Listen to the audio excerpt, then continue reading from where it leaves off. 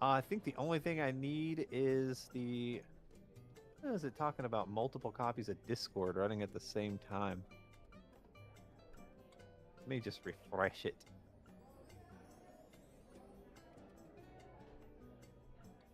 Yeah, that's interesting. I'm gonna try force closing once, see what happens. That'll be hilarious. Doing that live on stream. Yeah, my streams are always pretty scuffed up anyway. Let me. What the heck is going on here? The repost of reposts first, and then let's just try to open Boogie again. Well, Exception, maybe. I will have on my end. Create.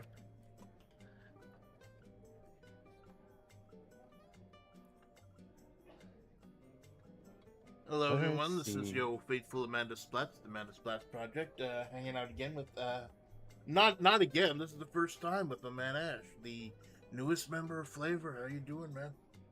I am good, and thank you for having me. Yeah, I am Ash Anchaneko, and I'm based off of Anchan tea. If you've never had it, you should. Really good. Another tea-based flavor. That's kind of interesting. We got so many. We got like Soar and Sorrel with like hibiscus tea. It's neat. We got such a big variety of streamers here. It's a huge tent, and we're happy to have you, man. I'm curious, what drew you to FlaVR? Content. Honestly, when I found Kara first, and then I just kind of, started getting the recommended links for everyone else. So started watching, and I was just like, dude, I love this. I love this shit. This is what I live for.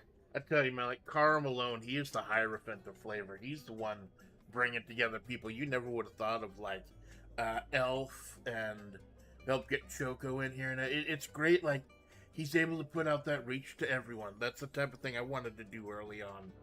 And just bringing a lot of people together. And one of the people out there is actually helping the VTuber space when there's just so much fucking drama going on. A lot of drama going on.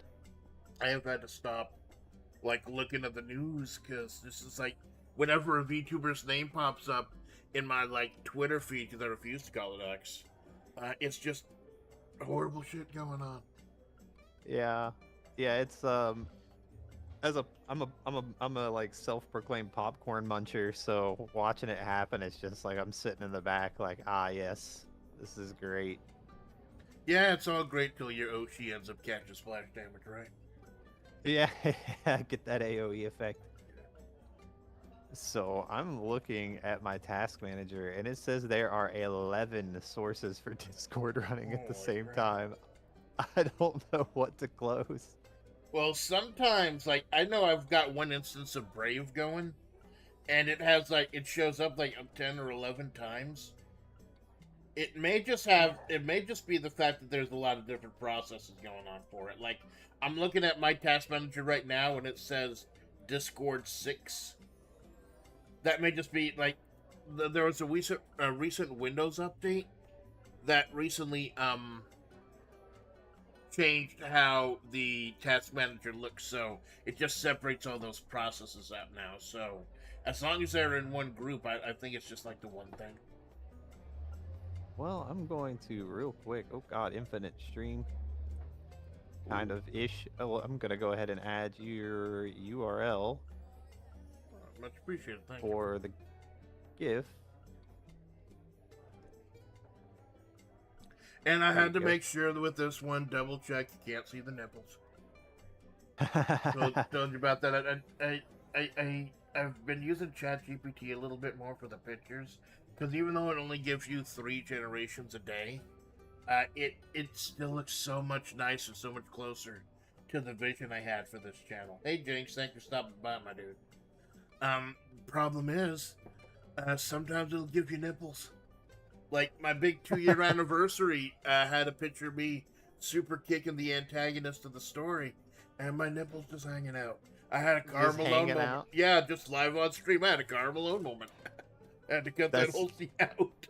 Actually fucking hilarious. I think I saw that. Yeah, it's hilarious because Amanda was originally supposed to be androgynous. Kind of a throwback to like the 90s OVA anime era, stuff like that. But then originally early on, I'm like, no, she just looks better with boobs. It just looks better with boobs. So I'm curious Oh, that's great. I'm kind of curious how you came up with your character. It's very, Um, very cute, very interesting. yeah. So I don't know. I'm kind of just a femboy. And so I was like, you know what? At least back when I was making the model, I didn't see a lot of like femboy characters, right? And now that I have one, it's like when you own a car and you never saw one on the road and then you own one and now you see them everywhere. So yeah, that was kind of Yeah. the whole idea behind it, but didn't see too many like animal like Neko style characters in flavor either. I mean, I'm sure there are a few, but Yeah, it's like I know, like as far as straight up professed femboys, I know there's like Jaloon as far as flavor goes, and there are some kind of unofficial ones, but it's kind of. I do say I admit I didn't know at the beginning whether you were a femboy or a babaniku, and like either way though, we're happy to have you. yeah, I'm glad to be here. Yeah, I actually plan on if I can go to Offkai next year, I'm gonna try my best. I'm gonna cosplay Ash if I can go there. Ah, cool. It's gonna be a hell of a expensive trip, I guess though. I tell you, I would cosplay as a man, but I don't think I can grow my hair out that long in a year. Oh, that's what wigs are for. Yeah. That's Plus, what I'm doing. plus I need to like. Well, thank goodness with this current outfit, I got the season 3 outfit. I just have to get like track pants and a fancy shirt. It's a little bit easier. I've gotta get a custom jacket made. Problem is just like About getting it. out there, getting off of work for several days because I do like 50 hours a week, and I already asked for like a few days off around my birthday and a few days off around my anniversary because like those are kind of the light times around here at the station. So like getting time off for Offkai too, just so I could drive over and hang out in like what it'd be like 90, 95-degree heat with all that Oh, it's gonna be BO. hot. Yeah, it's gonna be Oh, bad. God. Yeah, it's gonna be. Fuck, it's not gonna be good. I don't know if I told you about the first con that I went to. Well, first real one was in I think it's like Sevierville or Gatlinburg, whatever. It's a Yamakon, and it was like there was like a sewage treatment facility somewhere going off. Well, Oh you can smell no! it from here. Yeah, so well, it smelled fucking awful outside, and we were like, "Oh God, this is terrible." But then after walking around inside of the convention center for a few hours, we went outside to vape, and it was like the freshest of fresh air still in the sewage treatment. So Oh. that's how bad that con smelled on the inside. It was awful. Ladies and gentlemen, was- it's not a meme. I've said it before. Please wash your ass. Yeah, It it's gets just so bad. simple. It's so simple. Ah, I'll never understand it. I was talking to another VTuber. She was like, "Yeah, I haven't taken a shower in like 36 hours," and I was like, "Oh, I take 2 showers a day. Like, it's not that difficult." Oh, it's crazy. Dude, now I Some work. people are like that. Now I work from home. I barely like. I don't even have to leave the place like more than like twice a week. I still shower every day. Dear God. Yeah, It just yeah, helps me psychologically, like flush out all the horrible shit that happened over the last 24 hours. yeah, for sure. You gotta kind of wash off the hate. Yeah. I work out, so I bought an elliptical because I refuse to go to the gym for the same reason. God, it smells terrible, and it's so gross. Yeah. So I just bought one, and now it's like, I can't be one of those people who's like, I'm covered in sweat. I'll just deal with it for the next like 18 hours. Like, no, hell no, no, hell no. Yeah, you're like. Unfortunately, I haven't been able to work out like that because I've been having like chronic spine issues and everything. Luckily, there's like a community pool over here, so at least when that's open during the time of the year, like I think it's open till Labor Day this year, I'm able to get in there like early in the morning before all the kids start peeing in it and everything, and actually get a little workout done because you get the resistance in the water, but it's also a lot lighter on your joints, so that really helps an old hag like me Yeah. out. Yes, swimming is especially good for the joints like that. I have a lot of chronic health issues myself, like way too many to count. But working out has been one of the things that, and I don't do a lot of like, I'm on a 25-pound weight restriction for the rest of my life. Oh. So I don't do a lot of lifting, but cardio has helped a bit. Hiking helps when I can actually manage to go do it. But they say motion is lotion. It kind of helps. So I kind of stay on top of it. Actually, I have a bachelor's degree in kinesiology, which is exercise Cool. science. So The yeah, man if you knows ever what he's need any talking about. advice, yeah, if you ever need any advice on working out, it's like the one thing I do know stuff about. Oh, cool. Thank you, man. I might have to talk to you after and like check in with my doctor and stuff. You know, while I still have health insurance. Yeah, for I sure. don't like talking politics on this channel, but I don't think it's political to say that the prices of everything has skyrocketed. Oh God, yeah. Yep. I'm on fixed income, so I feel that pain hard. I'm just lucky that the VA covers healthcare, else I would be totally royally screwed. Yeah, well, It's I may not have millions of dollars worth of debt. I may not have fixed income, but after a full week at work, I feel like I've been fixed.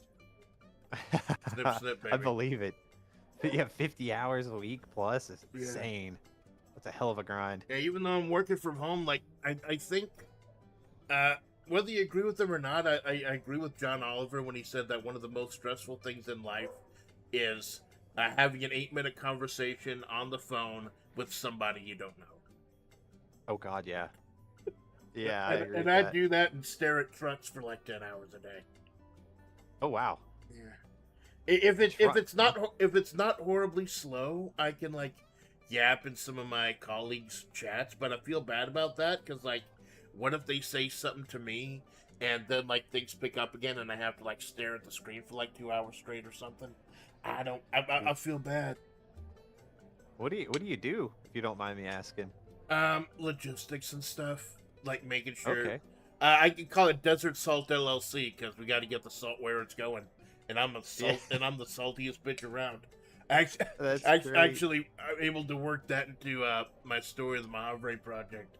You just making sure the salt gets where it needs to. That's excellent. Oh Yeah. God. The people yearn for the salt. There you go. The salt must flow, baby. It must flow. And no, like Oh, but that's also like why I'm not able to go completely ham on this. Like, why I'm only able to stream like 2 days a week, and because like I don't think I know I'm not good enough to make this a full-time thing yet. But I noticed you've been going really hard at it, like every single day since you premiered. Like I people like you and people like Malone, I'm in awe of people who are able to do this every single day. I'm terminally online. I'm terminally online. So I'm like, why the hell not just stream it, I guess. Fair enough. Yeah, and While you're here, and I'm fortunate enough that at least, because I think you already know this much, disabled veteran, but so where I live is an extremely, well, it used to be extremely low cost living, and I got lucky that my landlord has not ever raised rent on me once. So I only pay $575 a month for rent, and bills aren't so bad in a 1-bedroom apartment. And I typically have a mostly fluid diet because of, health issues, so food's not expensive.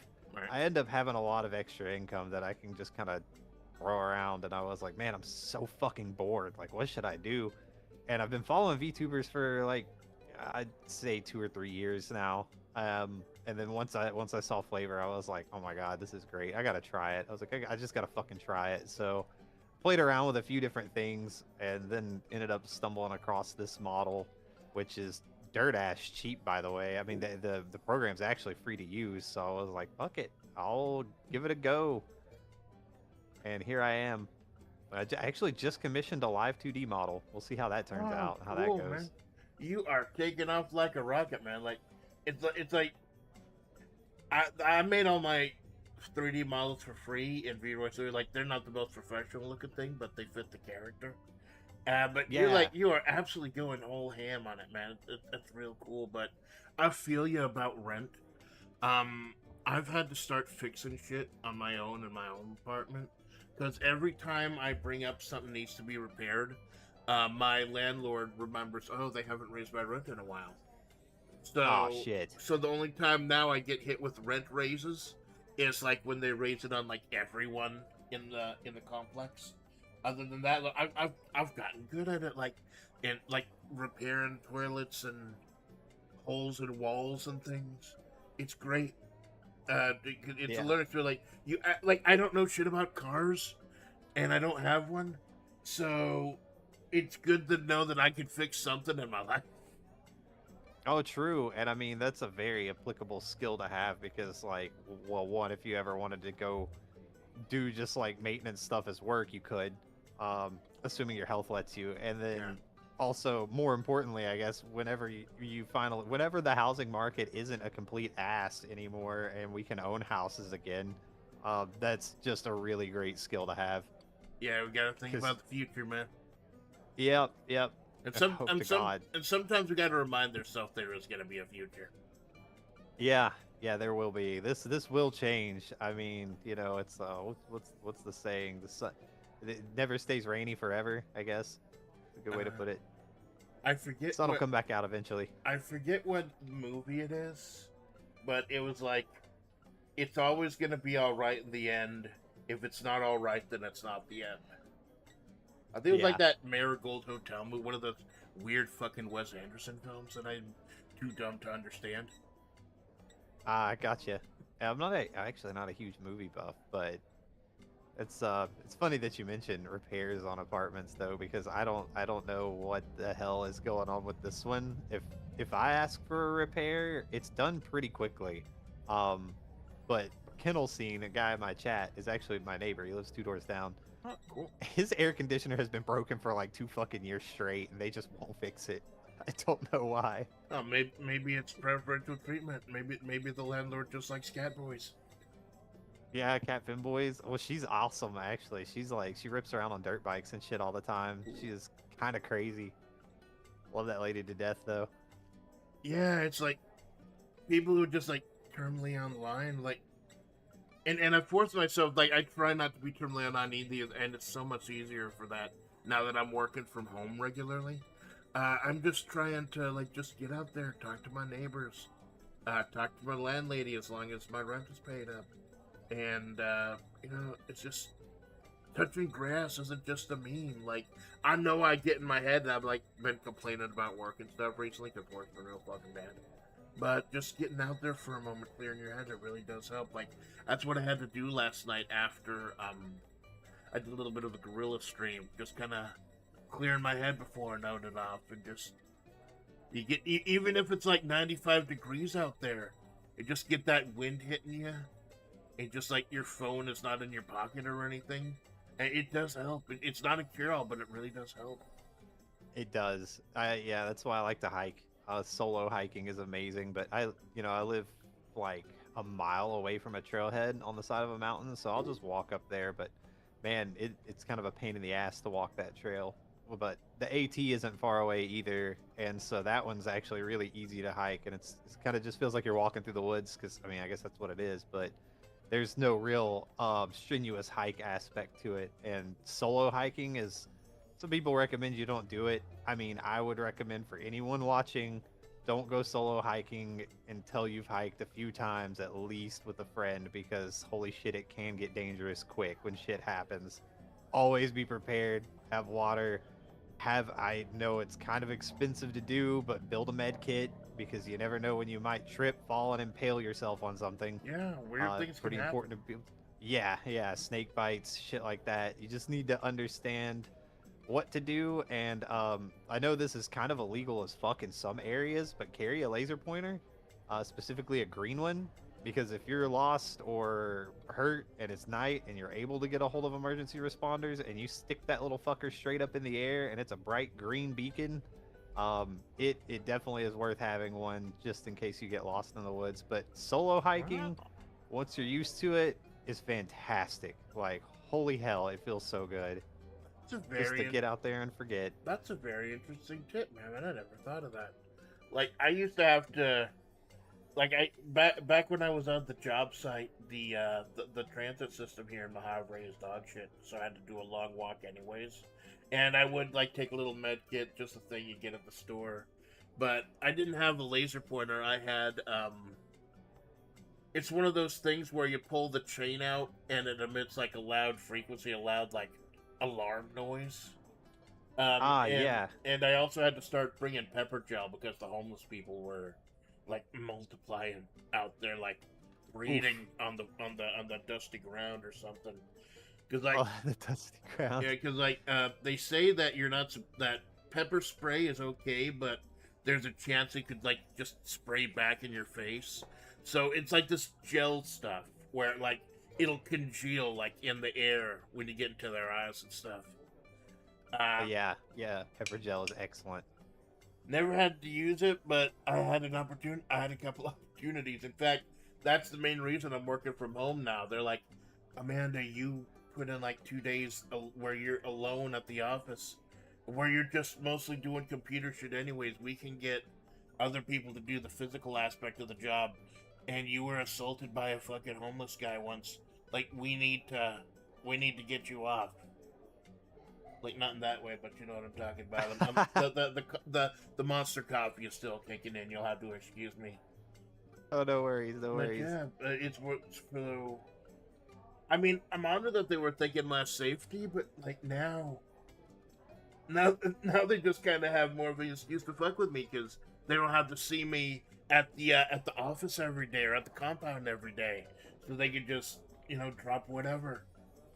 True. Yeah. To quote the great Mike Tyson, uh, the internet has the anonymous on the internet has made people real comfortable with saying things not getting punched in the face. Yep. Ain't that the truth? Yeah.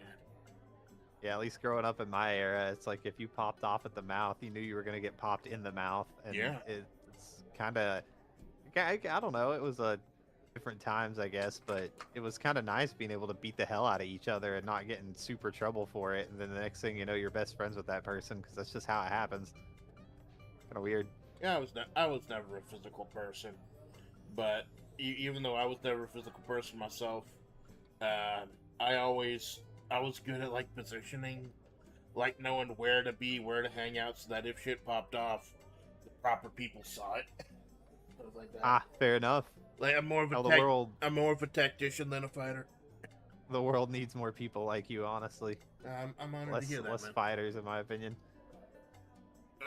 Yeah, it can get a little rough sometimes. I mean, I don't fight anymore, obviously. I'm way too old for that shit, but two, it's just like it's not worth the risk. You kind of get older and realize that if you do hit someone in the face, all it takes is one hit sometimes to kill somebody, and I don't ever want to have to kill another person.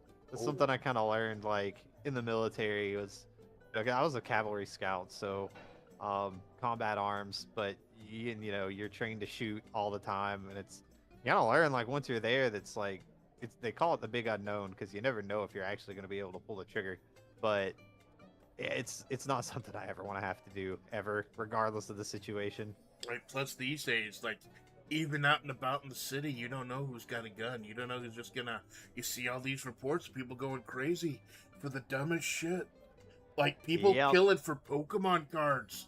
What the fuck? Yeah, I was talking about that with somebody in my I guess my Where Winds Meet guild on the Discord about it. We were talking, back in our day, you could just beat the hell out of each other. Nowadays, if you try to start a fight, you're probably gonna get shot or stabbed.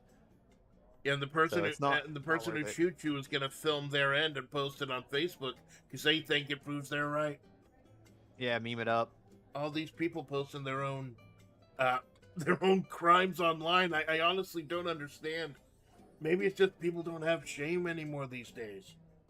Yeah, it's all about street cred and all that shit. This is a totally different generation. It's interesting to see it happen from like a millennial standpoint, just kind of watching it like, oh wow. Like I thought we were crazy when we were kids. Holy shit. Yeah, I think I may be just a little older than you. Like I'm on the cusp between Gen X and millennial, so I can be brooding and emo or bitchy and annoying either whenever I feel like that day. I could flip into either mode. Oh, well, depends on the situation, but I can be a pretty clingy, needy bitch myself, so... I can start blasting Last Resort at the coffee bar while I'm waiting for my millennial burger and the curly fries and the little cone to come out. It's great. Oh, I love got curly options. fries. Yeah, for sure. Oh man, that's fucking funny. You may ever make curly fries in an air fryer? Yes, I love my air fryer. Oh god, yeah, it's one of the air fryer and sugar-free soda are the only ways I've been able to stay on any semblance of a diet. Because I don't even put any oil or anything at all. I just put it in there, cook it, just watch a YouTube video or something while I'm waiting. I don't really have much of a kitchen per se. Like I have 3 appliances plugged into a wall. There's not a ton Ah, of room here, so yeah, I it's feel that. but it is so useful and like it's healthier than a lot of other options out there. Like I don't even eat out anymore. Like both the health and how expensive it's gotten. But it Oh, just being able to yeah. fry up almost anything in that thing, it's been great.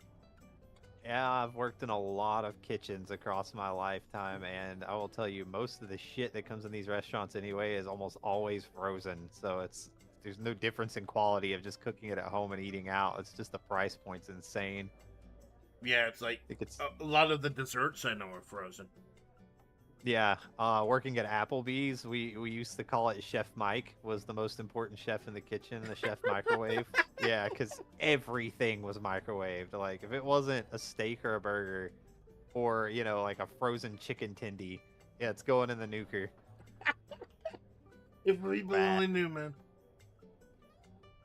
Yeah, And I you, think it's a social aspect thing, I guess, but yeah, it's like with all the flair and everything, like the TGI Fridays, and just trying to bring an atmosphere, or all those millennial burger joints, just trying to get people, especially after the pandemic, like people to oh stop god, going yeah. out. Period. Like it took me a while to climb out of my pandemic bunker and start going out to stuff again, even though after we got the okay. And that's actually how I found VTubers. I started my job like shortly before the pandemic, and that's the only reason I have any clout there, or used to have any clout there. It's because I barely missed a day of work during the pandemic. Oh, And nice. but my parents are elderly because I'm a hag. I have hag parents.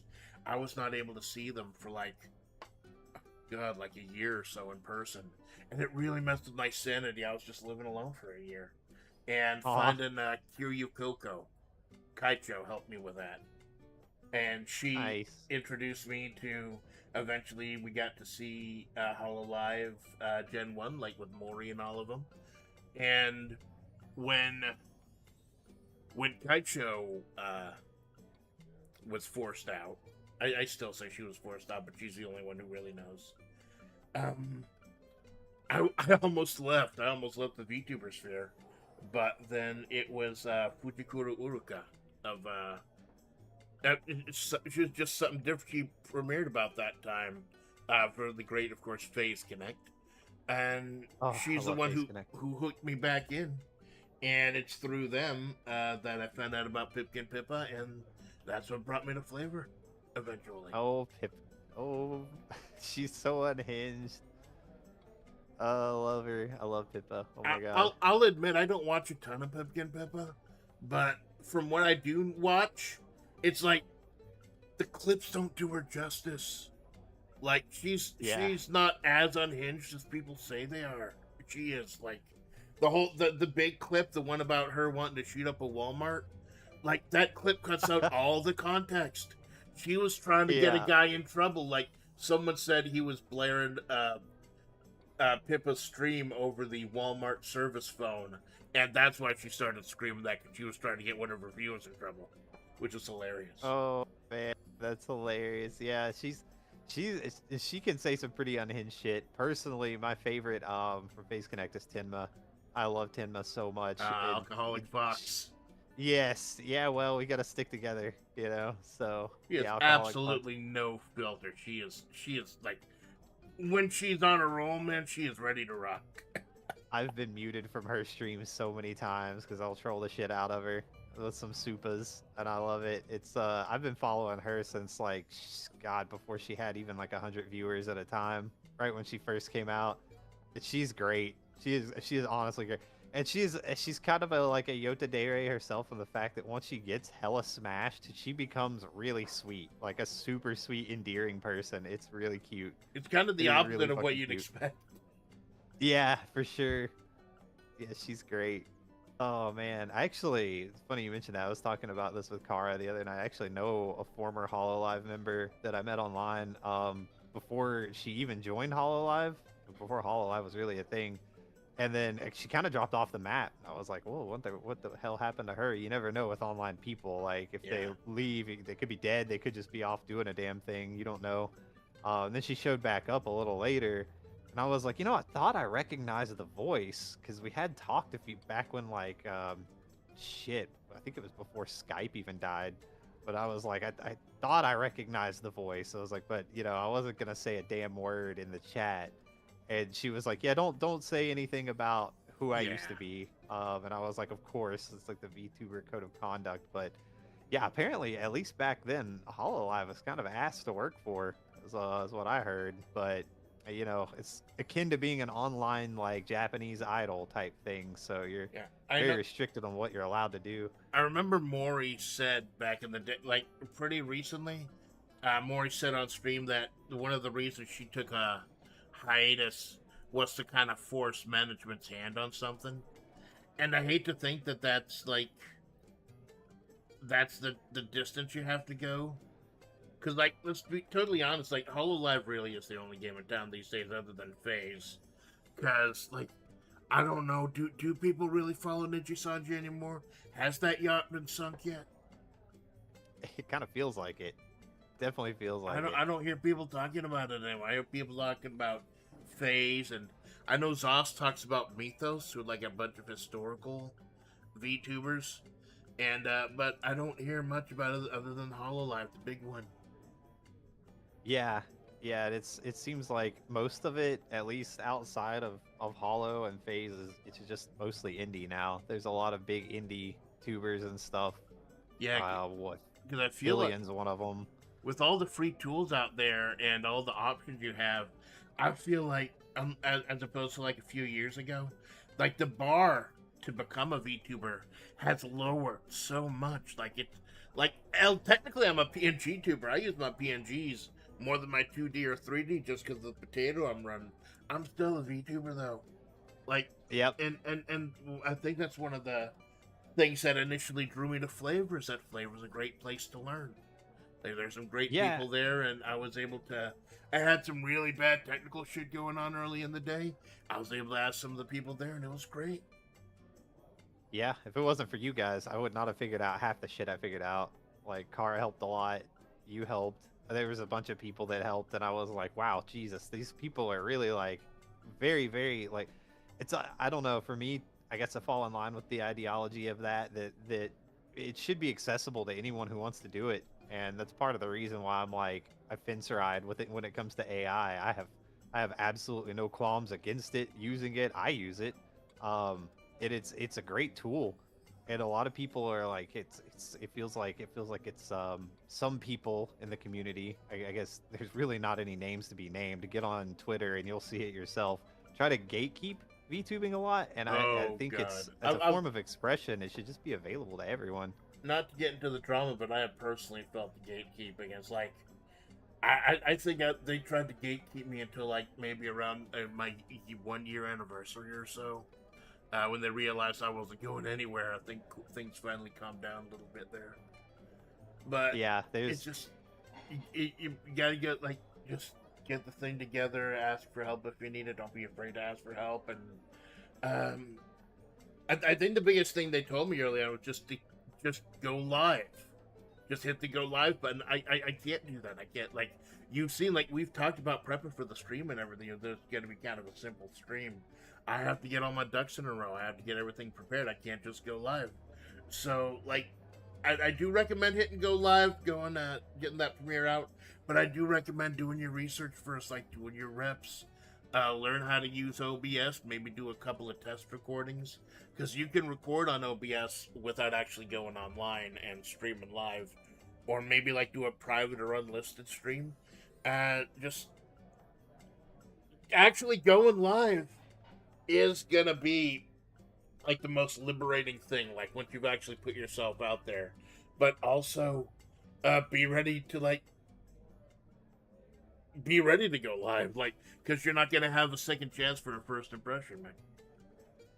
Yeah, fair enough. I kind of just soft launched it. I think my channel still has all the OBS tests on there because I started with Stream Elements and it was just kind of ass on my computer. So I ended up moving to OBS, even though it was had a pretty steep learning curve. But once you get the hang of it, it's there and it's not going anywhere, and it seems to be the most reliable.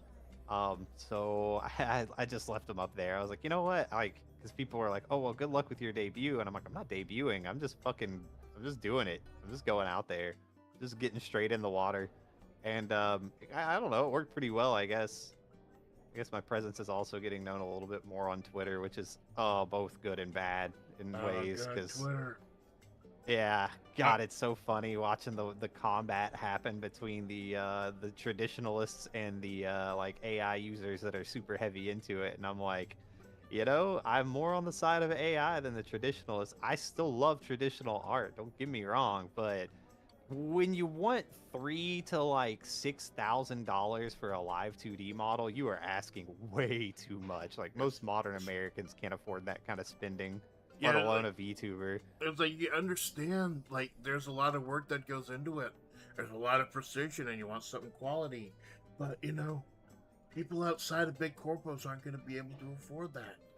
So, like, we have to look for other options, like go for a PNG or something simple with the mouth or something as simple as Vroid Studio to make your own 3D. Like, we understand that your time is money, but if the prices are too high, there's going to be other options out there. Like, we still got to buy food and shit. Yeah, we gotta eat. We do have to eat. Yeah, Yeah, and, it's and, and it's like, I do the pictures for the thumbnails just because, like, I do some weird stuff. So, like, and trying to get the pictures that just actually looking nice. And I blatantly admit on my channel that the artwork is AI. I don't make any bones about it. I just feel what just pisses me off is people who make AI art then claim that it's their own art, like it's hand drawn or whatever. Like, oh, I made this. Like people who enter art contests and then once they've won, they reveal, oh, it's AI. Like yeah, AI is different from art. They're two different genres, in my opinion. Like I can admire both of them, but don't take credit for something you didn't do, and don't fucking lie to people, man. yeah. So like one of Kenny actually in the chat has said that, like, you know, there's a difference between creation and manufacture. 'Cause there's a big trend going around where people are making their own language learning models, like their own AI, and then training it on specifically their art. So like feeding in only their work, like that they've actually drawn, and then generating off of that. And then they're like, well, it's my art. And it's like, yeah, well, yeah, I mean, you trained the model, but you didn't draw what you generated. And yeah, it's like you said, it comes down to honesty. There's Kohari is the person who's going to be rigging my live 2D when it happens, and I feel bad for her because she got rated by like 1,500 people on her channel, and I mean, like, she's usually got like 2 or 3 people in there Wow. watching because she does rigging. But she uses an AI generated like model and is honest about it. Is like, you know, yeah, it's AI. Yeah, I use an AI voice changer, and they canceled the shit out of her. And I was like, that is ridiculous. Like, because the work that she does, that she's streaming, is all super in-depth rigging. It's done by hand. It's really smooth. It's pretty affordable when it comes to rigging. And you're gonna cancel all of that just because the way that she chooses to represent herself as a model? Like, that's crazy. And I mean, she's honest about it. So Yeah, if she's honest and upfront about it, it's just, oh god, it's just. yeah, it's so destructive to some of these people's livelihoods. And I was like, you know what? I'm gonna commission you to rig my to rig my live 2D in a few months. Just one, your art, or like your style and your rigging, I guess you could call it an art of rigging, is really smooth and in depth and good. At the same time, too, it's like a principle thing now. It's like, I'll do it just because fuck those people that came in there and canceled you for it. That's crazy. That is insane. I've I, caught I, in a little flack for the AI stuff I use for my thumbnails, but it's like, whatever. I Art guess can be expensive. I guess that's the great thing about like being a one view. Like I haven't gotten a bunch of crap yet. I know it's coming though. I know it's coming, and like that's why I just say straight up. I do the artwork. The artwork is AI, but like the creative writing I do, that's all me. The singing I do, I don't use a voice changer, though I probably fucking should. I will straight up admit when like I've actually made a whole stream about making like AI videos and stuff back when Sora 2 was a thing. And it's like, be honest, be upfront about it, and like bring your own spin to it, bring your own like I have these great ideas, and like the prompts I put in for the AI are like 3-4 paragraphs long. So there is some originality going into it, but at the end it is still AI artwork. So it's just a whole weird thing, and considering that like the vast majority of the GDP in the states now is because of investments into AI. It's something that's not going away, and when it does, like we're all gonna have to grab like a helmet. Yeah, Because it's for like sure. cause when that bubble pops, and I am 100% sure it is going to eventually. Like we're all a little bit more screwed than we're gonna be than they are right now. Yeah. So like, enjoy it while it lasts, baby. Yeah, I think it'll end up moving to well, like Kennelstein says in the chat, I have no qualms about personal AI use. It's the corporatization of it and the rampancy of AI centers. And I think that will be part of the thing that when it pops, there's going to be a lot of problems like I'm already environmentally they're causing, but like Yeah. it's going to be worse because then what happens when they just abandon that place and like it gets run down and everything else, it's going to be more cost on the taxpayer, but I think it will move to like everything else. It'll be a personalized use. It'll either be cloud based or you'll just be able to install it on your PC and run it through your own hardware because it'll get that optimized.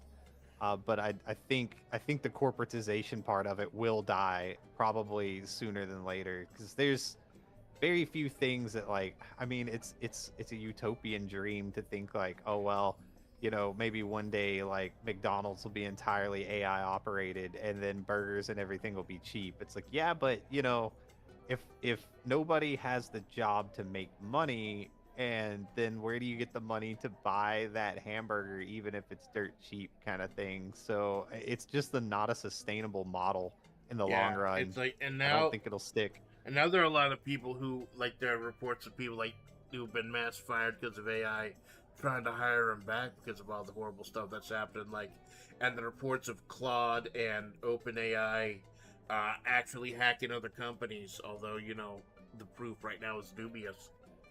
Yeah. That's gonna scare people off too. But I have been paranoid at my own job because like with the watching the trucks and stuff and talking to clients, a lot of that stuff can be done with AI. And like my people have assured me that we're only gonna have AI working alongside you to help with repetitive tasks. And like they could feed us that fucking line. All they have to do is lie about it once, and we're all gone.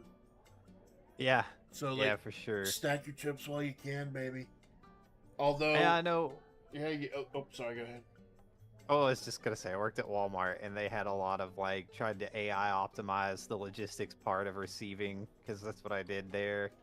And just using it to like run a conveyor belt to unload the truck was so fucking scuffed. Like it was bad. They pretty much turned that thing off like a year after they got it. Was like, yeah, this isn't helping. Yeah. So So that it is definitely like the technology is definitely going to be there soon, and like that's another one of the legitimate concerns about AI is the environmental impact, like all the water it's taken and everything, and that is something that does need to be handled. But when these companies have their backs against the wall, when like they get the regulations and stuff up, you gotta think that they're gonna start innovating, that they're gonna start having like better options, make more efficient things like that. Because you look back in like the 70s and 80s, how big a fucking computer was. It took up like the better half of a room. And now yeah. we all have computers on our phones that I'm still staring at even in the middle of a stream. Oh, yeah. Could you imagine going back in time to the 90s and bringing a smartphone with you? Like, the CIA is going to nab your ass quick for that. Like, Oh yeah. the technological advancement. That's something our age, like, so one of the VTubers I was talking to, sh- she's a very smart person. Don't get me wrong. Like, she's very intelligent on a lot of the things she does, but at the same time, she has some stupid as fuck takes. And one of them is that, like, computation's reached its limit, and I'm like, there's no way that I could believe that. Like, just coming from the 90s where the computers were ass, and 256 meg of RAM in like early 2000s was a lot. And then now we're here where if you have like 8 gig of RAM, you're not going to be able to run much, like if depending on the type of RAM, sure. But it's to say that in like another 200 years computers will still be the same as they are today is a fucking wild take.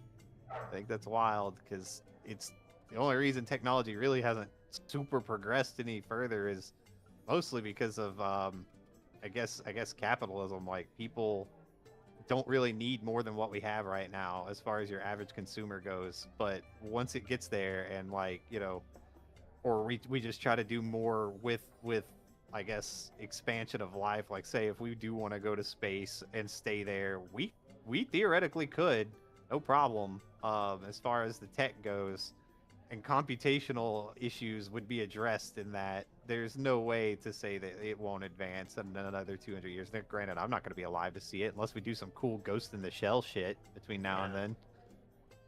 I'd rather do some cool, talking about that sheer Masby stuff, do some Black Magic M66 shit. Because then I could be a giant, destructive bronze robot with boobs. That would be great.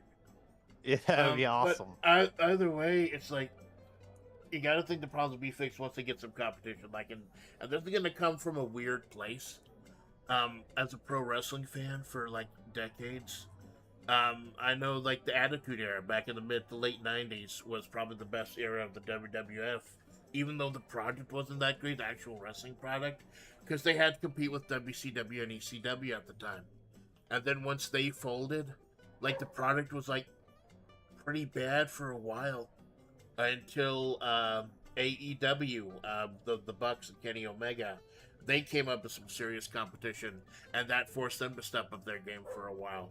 And now that's kind of cooled down. The project is shit again. It's like there's got to be that competition there. You can't have that monopoly, or you're just gonna be like rested on your laurels, and like things aren't gonna evolve. And we need to start evolving.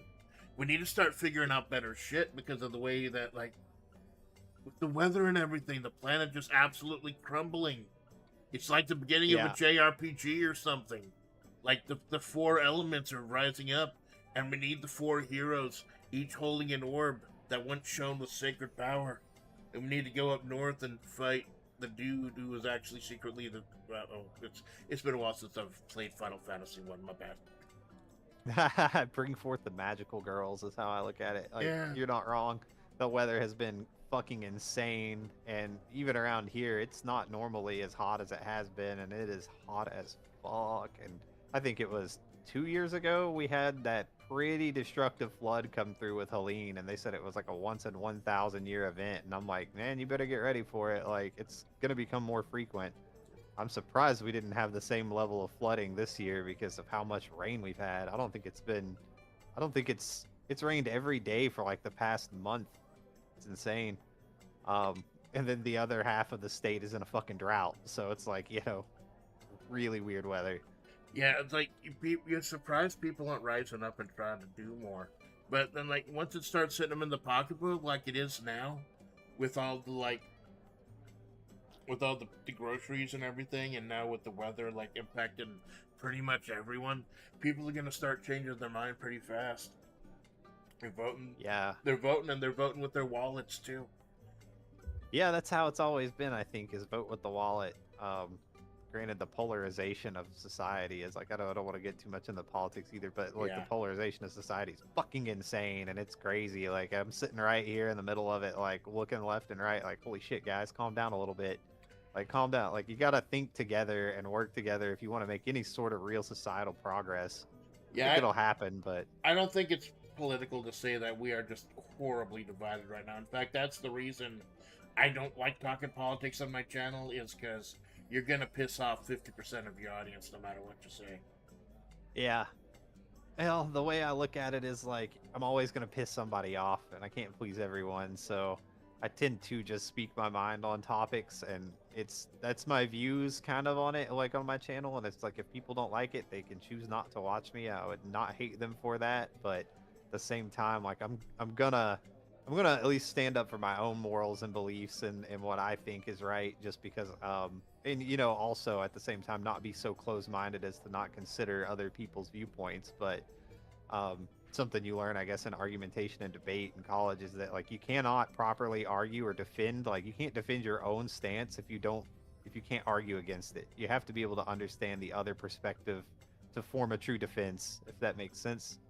And so it's kind of what I do. It's like I'll listen out, I'll hear out everybody, and I'm not gonna hate anyone for their views either. I mean, to an extent, but at some point things get unacceptable. But like let's kill people because they don't believe they're like Yeah. their gender is not There, what I agree with. That's there are fucking just like crazy, man. some universal things. Like, I think like it's not a political statement. I think to say like we can all kind of agree like fuck the Nazis.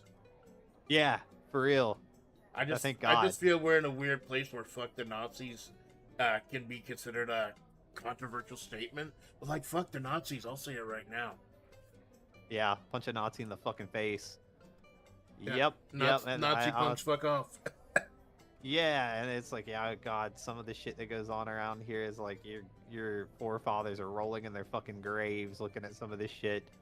And around here too, it's a very southern, like good old boy, like fly the Confederate battle Oh, flag. God. And I live in a part of the state where that supported the Union, so it's like to see it, and I'm like, people are like, oh, the South will rise again, and I'm like, dude, your grandpa is rolling in his fucking grave right now. Your great great grandpa is just like, what the fuck are you doing? Like that's not what we fought for. So it's wild to see where society goes and like how fast it can get somewhere too. Like you've got some people that are like that, and then in like another 2 years they'll be very pro whatever. That's the opposite end of that spectrum.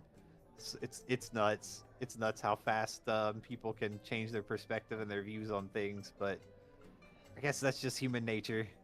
Yeah, it's like eventually when the grid goes down and the nukes go off and fallout happens and we actually have to start traveling and meet each other again in person, uh, that's when things are gonna get weird. Yeah, Yeah. yeah. The barter system will become relevant again. It's Jinx, kind of cool, actually. Jinx has a good point. Biggest problem with the Nazi thing is that most people nowadays don't even have a clue what one is and attack completely irrelevant things and people instead. That's true.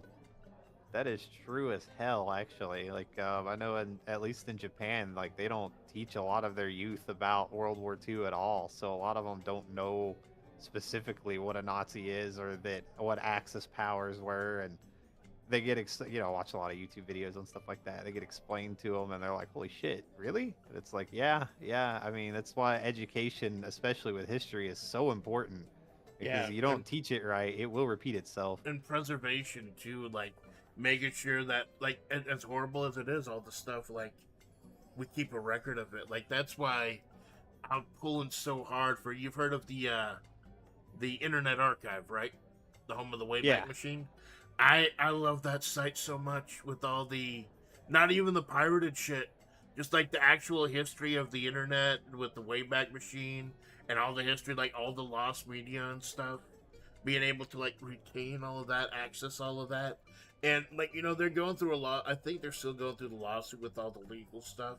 So if y'all want to visit Internet Archive, hurry the fuck up. We don't have a lot of time. But having that knowledge there, being able to access it, and I think that's one of the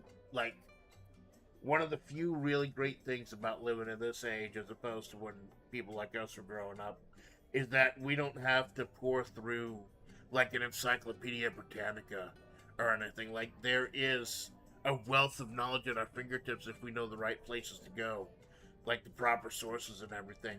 And I think that's kind of helped like thwart a lot of the horrible shit, is that we can find out for ourselves what really happened. So like I know in other countries like Russia and China and stuff, they have like the big great firewalls, but at least for now we still have that freedom here to like dissent and make changes and see what's really going on. We do have that freedom, so just while we have it, fucking use it, man. Yeah, for sure. Be informed, make smart decisions, do your own research. Like, don't base your entire life off of a Minion meme, especially not a Minion meme. Holy shit. And it's kind of funny how susceptible the older generations are to that. Like I look at my parents, since they are on Facebook all the time, which is kind of funny because considering how much they yelled at me as a kid when I was on the computer or the Xbox, and they're like, get off that, it's gonna rot your brain. And I'm like, that's insane to look at, to see you guys on Facebook now judging and basing your whole perspective of real life off of what is essentially just a fake ass take on a meme. Is insane. They take it with full seriousness, and I'm like, man, they really do need that /s for the sarcasm. It's kind of crazy. Yeah, it's like my mother and father splats used to be on Facebook. They had to get off. I had to get off because like I was scared off by the whole Cambridge Analytica thing back when we first started learning that these companies were making money off of your data. Although now, like, we accept that every company out there is making money off of your data, and for some reason we're okay with it. But like, they had to Yeah. leave because of all the BS that was going on, and like I tell people in real life, if you know me, you know my phone number. You can text me or DM me, call me, beat me, whatever you want to reach me. Like if I'm having a real good fucking sandwich, I will text you. I will DM you the picture of that sandwich. I'm fine with it. The world doesn't have to see that shit. Yeah, for sure. I'm a food poster, definitely. I like to cook. Well, I haven't been cooking so much lately because I've been trying to not be a total fat ass. But man, I love to cook and bake, and I will take pictures and show it to the world. I will. I'm that guy. That's kind of funny. Yeah, people really will make money off of your data now. It is kind of insane. And I also wonder, like, in the future, I don't ever foresee myself getting to be like a huge VTuber, but like how many people will just clip stuff, take it out of context, put on their channel and try to monetize it. Because like I'm I'm not, it's not like I'm against monetization, but I have no reason to do it. So Yeah. Like I don't I've accepted a long time ago that this is just gonna be a hobby. I'm never gonna get it monetized. I'm gonna never gonna make a cent off of this. I'm running this at a loss. This is just like a kind of a social thing, but also like having all these ideas floating around in my head, wanting to get them out on paper for other people to accept. And unfortunately, that's kind of part of what you've got to accept when you put out there and make yourself a public persona. Like people are gonna judge your shit. Yeah, true. And I understand where you're coming from as far as it's just a passion project, and it feels great though to be able to just do it. It really does feel great. Yeah, well, you definitely have the drive to like try to make this a paid like you said, you're being able to stream every single day and twice on collabs and stuff like that. I just hope you don't burn yourself out too early, man. Just like take good care of yourself. Like try to listen to what your body's telling you, man. I will. I work out every day. Well, pretty much every day. I've got my rest days for working out, but as far as being online and streaming, hell, I'm already here, so I may as well just hit the go live button. Cool, man. You. It sounds like you've got a lot figured out. A lot of stuff that people even people even these days don't have figured out. That's really cool, man. Yeah, life experience teaches you a lot. What's the saying? It's not the year of the make, but the mileage on the chassis. So Yeah. you get around enough, and you'll see like what you can and can't really accomplish, or learn your own boundaries, I guess, is the best way to put it. But yeah, that's another good thing about being an indie VTuber, though, is that if you don't feel like it, you can just cancel a stream for a day. Yeah. You really can do that. I have to Get force that freedom. myself to remember I can do that too, because like I try to put like with my streams and everything the type of work ethic I have at my job, and that has kind of fucking killed me on occasion. Like I will go super hard for certain events and then have to take like a week off because I exhaust myself. I need to stop doing that.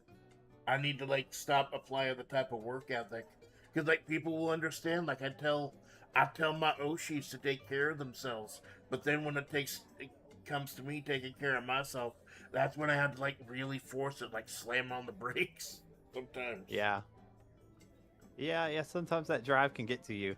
You can't let it. Yeah, I gotta take some rest days every now and again. I think I'm taking this Friday off actually.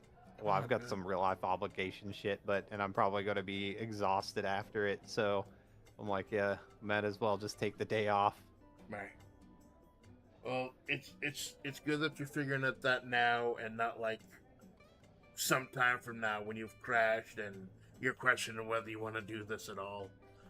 Because I've had that Twilight of the Soul moment before, and it's like it's the people in Flavor that help bring me back, and the people who watch me, my regulars, who help bring me back and everything.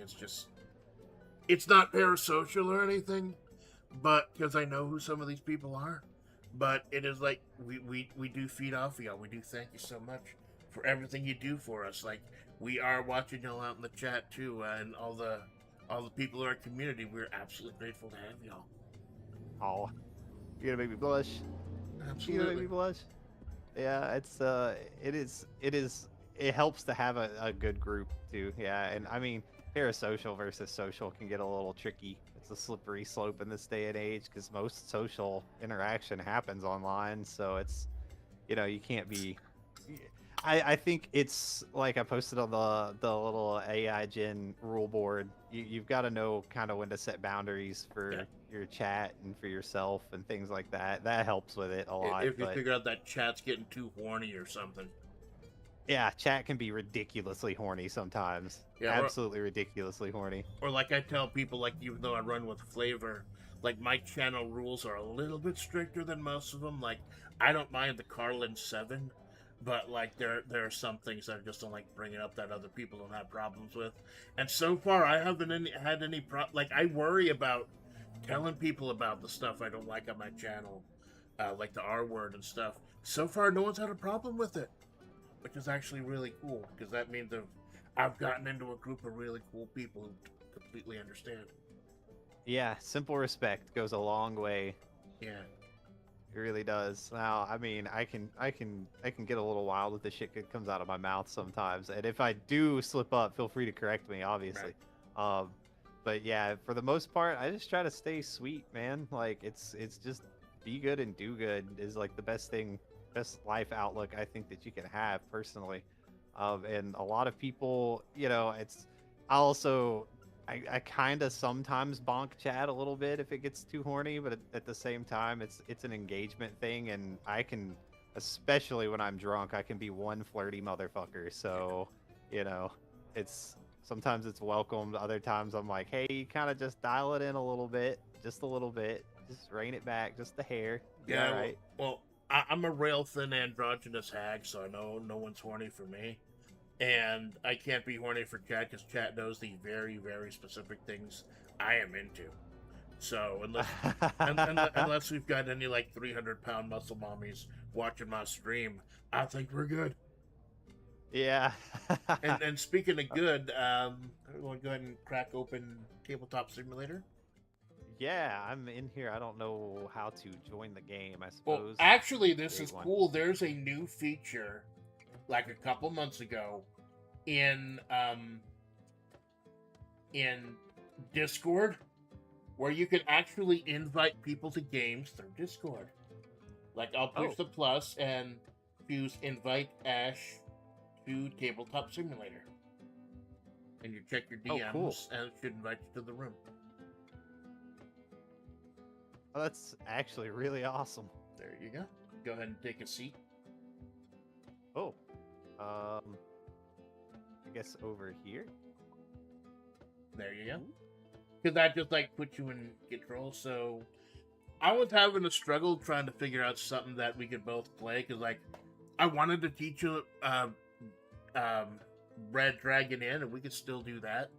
But I figured, like, what's something that thematically would fit for both of us? Like, I do chess, you do tank. They're in tank chess. Yeah, it's actually awesome. Yeah, so apparently from what I understand, each of these tanks, this is what's known as scripted in Tabletop Simulator. Means like a lot of this is automatic, which is really good. So in tank chess, you have a whole bunch of tanks, and apparently I double checked the rules. You can only move one tank per turn. So each of these tanks, if you hover your mouse, don't click it, just hover the mouse over a tank, it shows you their moves and everything. Ah, okay. So, for example, I'll go first, and if you hover, this is really nice. I've never seen this before.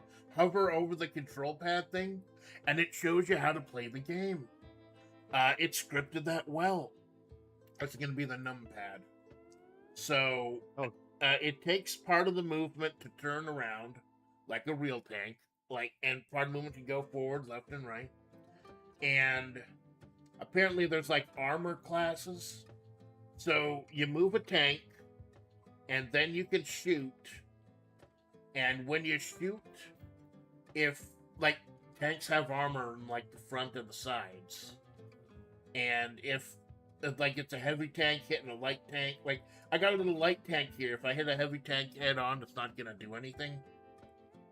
But it's like if you hit it from the side, it's okay. Like there's a whole table in the chess rules about what hits what. I feel like we just at least like screw around this for a little bit and figure it out. Yeah, Because like there's even a whole chart. If nothing else, then like if you want to, I could teach you how to play Love Letter and Red Dragon in that'd probably be a lot easier. But I saw this and I'm like, this is cool. Yeah, this looks fun. I think a lot of it's applicable with the stuff I deal with on Tank Night and War Thunder. It's it can be a little crazy when you run a light tank into a heavy tank. You could smash it all day long on the front end and you won't do shit to it. So let's see. I'll go first. This game's decided I'll go first. This tank moves 5, so 1. Oh, that's really cool. You okay, man?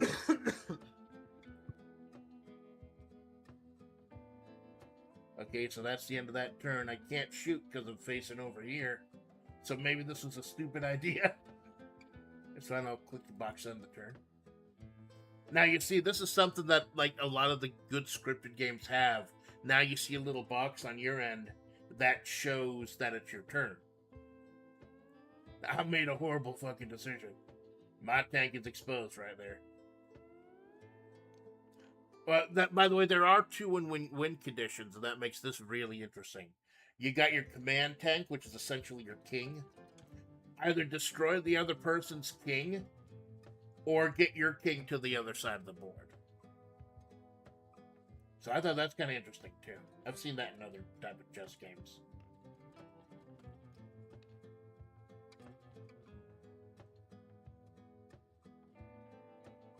Oh, no, what you do is like, look, go ahead and move it back. Hover your mouse over it, but while you hover your mouse over it, use the 2, 5, 1, and 3, like 1 and 3 to turn around, 2 and 5 to go forward and back.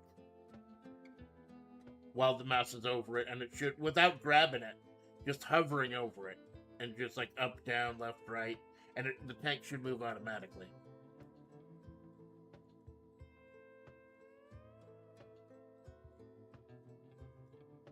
Okay, so like just hover the cursor over the tank until it says like things like the description of the tank.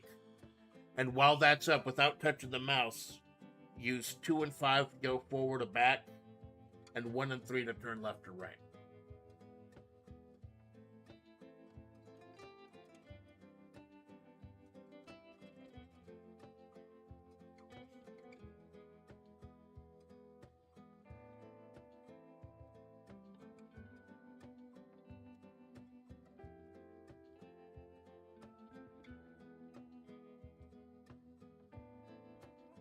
Is it coming up for you?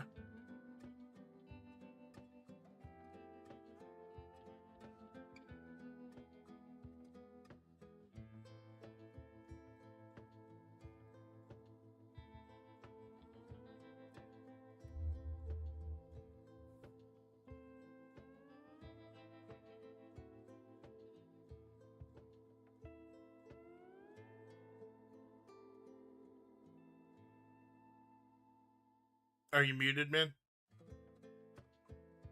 Oh god, I am muted. I'm an idiot. I'm so sorry. I was coughing and I forgot to turn the mic back on. Oh, I thought you were just deep in thought.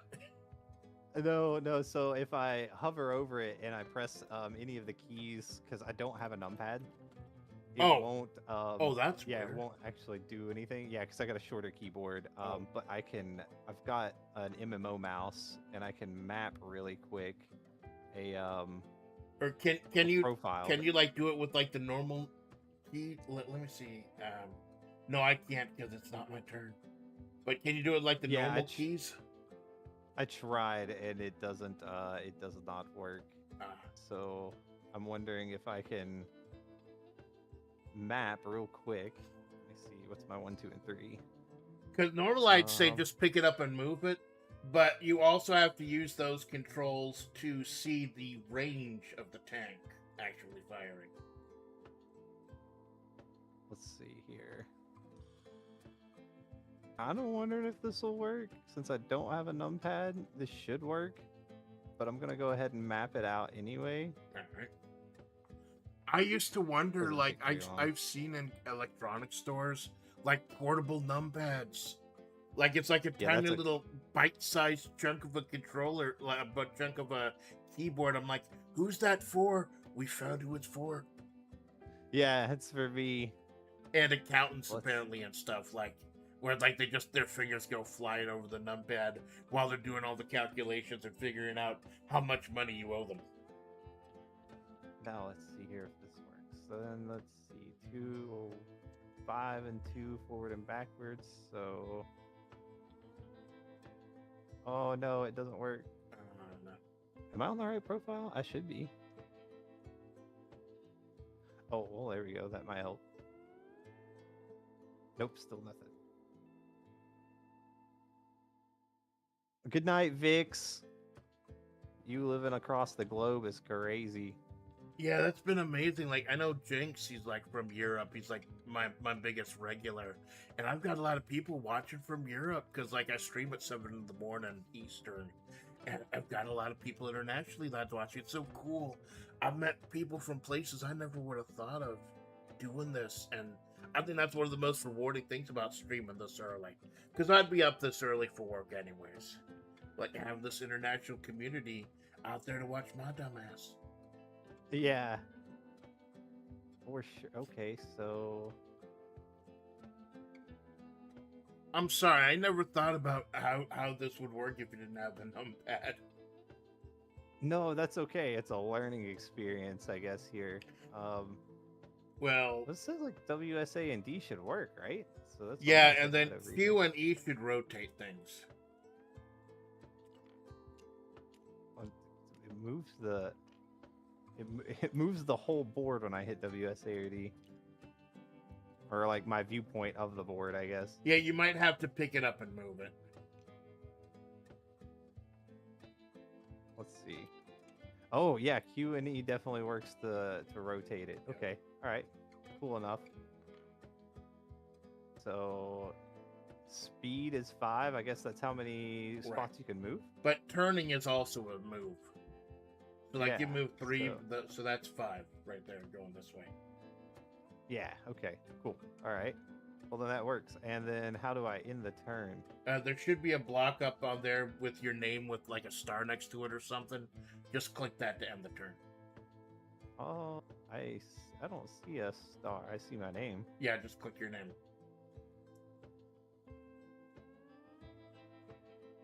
Oh, I don't see the box. Like, it should be your name, like, it's on the UI. Under Oh. like the options, notebook, music, etc. There should be a box that has your name on it, a big white box.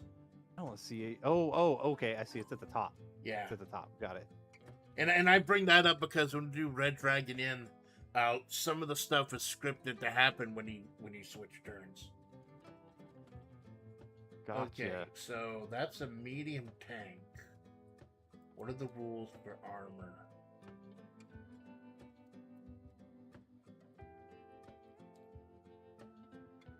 Tank chest rules. Oh no, you gotta slide this around. Oh, hey, Evelyn. Good to see you. And you're right, Kenny. We did get lucky with our Aussie friends. They're so sweet. They're the So- sweetest. Light has a 1 value. Your medium tank is facing forward. They spell armor with a U, so they must be British. You know they're British, yeah. The front armor receives the hit only if the shot comes straight from the front. Rear armor receives hit only if the shot comes straight from the rear. Side armor is front from the straight from the side. So Medium tank has side armor 1,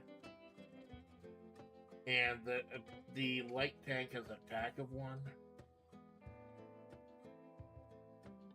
Front armor receives it only if the shot comes straight from the front. Rear armor, so the rear is that what happens with actual tanks? Like all the big armors in like the front and the back? Generally speaking, yeah. Well, the front, usually the back is relatively unarmored, but deflection matters in real life. So if you're hitting something at an angle, the shot is either not going to penetrate as well or it'll ricochet. So it makes sense that broadside hits would be probably the most destructive. Right.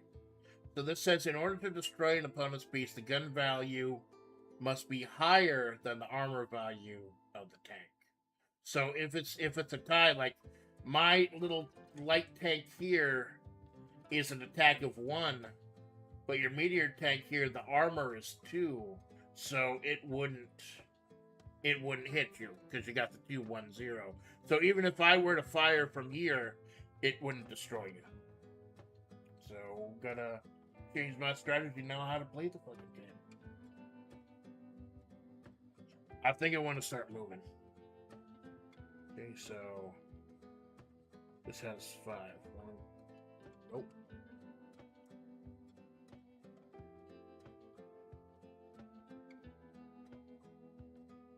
Oh, that's weird. Oh, now it's not working at all.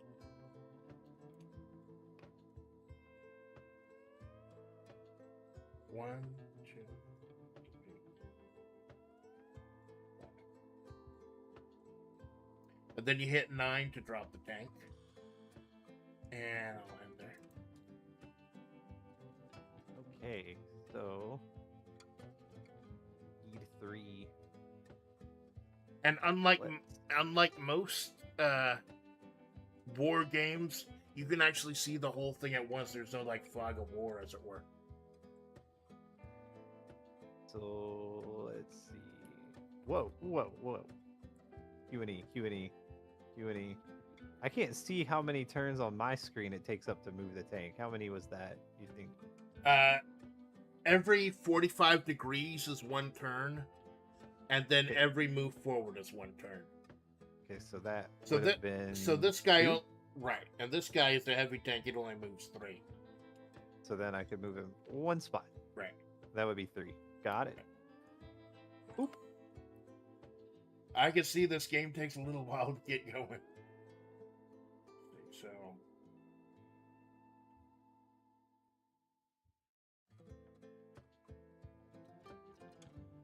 Alright, 9 to drop it. And the fun thing is, when you destroy a tank, just like real life, it stays there. So, like, cool. You just might end up blocking someone else. Like, getting a tank destroyed might be part of a strategy. So, let's see here. Let's see how this works. And then, what is to fire, I guess? Well, or can I? You just manually fire, but you have to hit 6 on the numpad to see the distance. So yeah, that would hit me.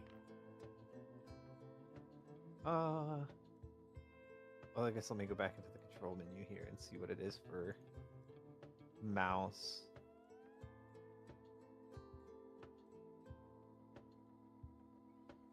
Okay, because scripting is on the keypads. Oh, hey, I bet I can remap that. There we go. It's probably gonna do some crazy shit while I'm remapping it here.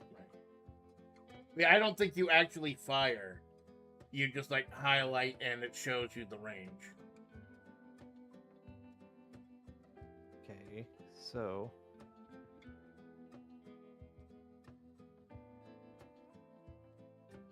what? How did it get like on its side? Is it upside down? I think so. I think it flipped itself. Well, I think there's a button for that. Recenter tank on grid space is 7. Okay. Or flip tank down when dead, try hitting 8. Well, I just clicked it and it flipped Oh, it. there, it's good. Okay. We'll just leave it alone and go from here. Alright. That way maybe the scripting will do a thing next turn. I hate how the heavy tanks are in the back. They're going to take forever to get over there. Yeah. Now, let's see. Yeah, for sure. Ooh, that just zooms into everything. Okay, now my numpad's all screwed up. Like, now it's just moving the table itself. Oh, I hope it doesn't change, like, if I do the controls, will it change it for everyone? No, I don't think so. I don't even have... You see, it's so slow, I don't even have enough room to turn it back. I guess that's where the whole chest part comes in. Oh, let's see. So hover over it. Ah, it works now. Nice.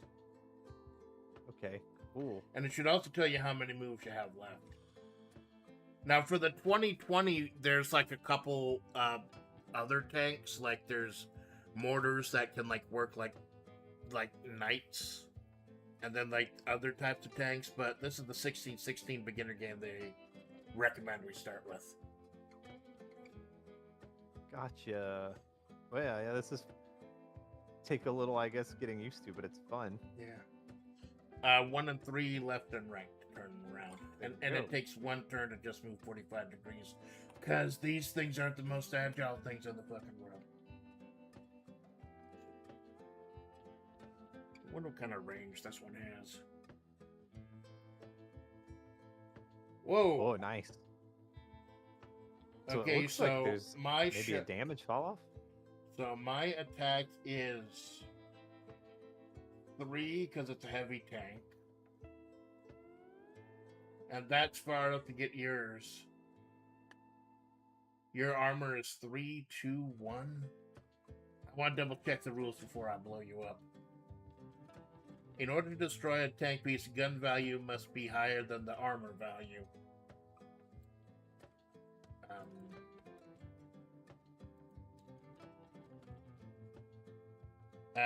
The destroyed piece is flipped to its side and remains on its position. In the further course of the game, destroyed tanks or obstacles tanks cannot pass or shoot over. So, just double check. It's very convenient that the rules are on here. There must be nothing between the tank and the shots. So it doesn't look like there's any... It doesn't get weaker further out. It's just the big thing is the armor on the very front and the back. But you're So that's its range value. Got it. right. So you're sitting at an angle now. So I'm gonna fire with my heavy tank, and since I've got an attack of 3, you're caddy cornered now with a defensive 1. That's gonna destroy it. So go ahead and So we flip it.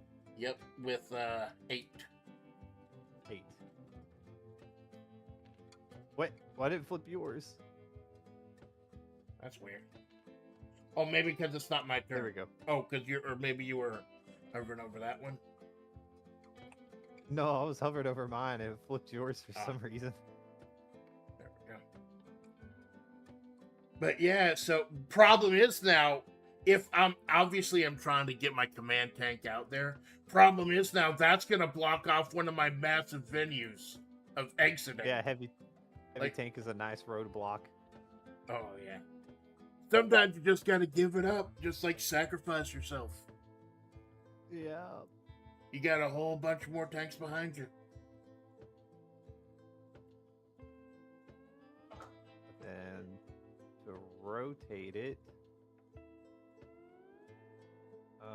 turn left and right is 1 and 3. Right. So it should be 3.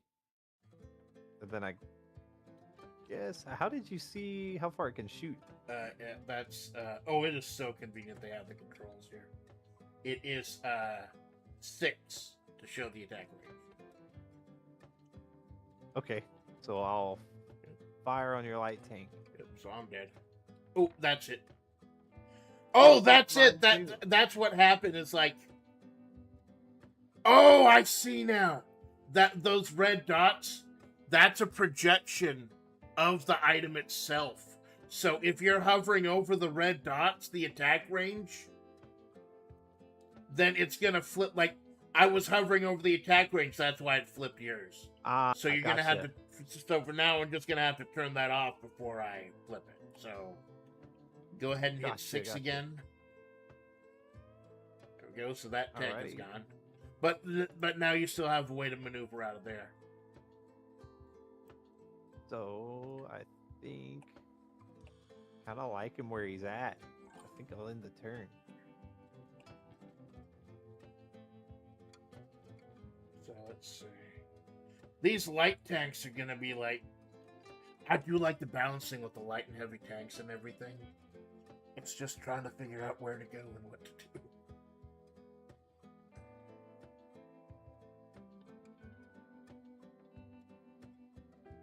It's okay that you're late, Ev. It's just nice that you're here. Thanks for stopping by. Yeah, I know it's a weird time. Like a lot of people can't come out this early, but like I said, I do this partially because I'm out for work anyway. But it always is cool when someone's able to come out this early to collab. I do appreciate it, man. Yeah, Ev. I think Ev is also like 5 or 6 hours ahead of me. Yeah. Get a surprising amount of European viewers, me and Malone and people like that. Let's see here. You go. I will remember these eventually. Yeah. And then would be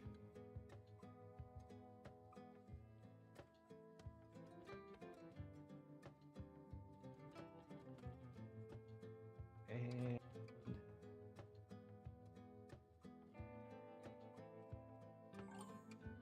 So let's see. Do I have enough space to do this? No, that's weird. I tried to take it back. And it just said it like robbed all of your moves. Oh yeah, that's because no matter what tank you have, you can only go backwards. You can only go backwards once, and that ends your movement. Ah, okay. It's like real tanks have problems going back. No, I just want to take back, so. Yeah, World War II tanks were specifically terrible with reverse gears. It's arguably more important than being able to go forward. Crap, I don't have enough space to actually hit you. I'm kind of screwed. Okay. Oh no.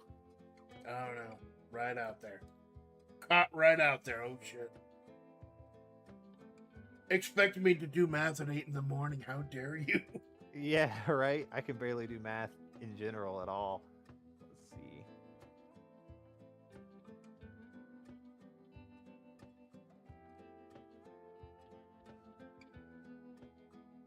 Okie dokie.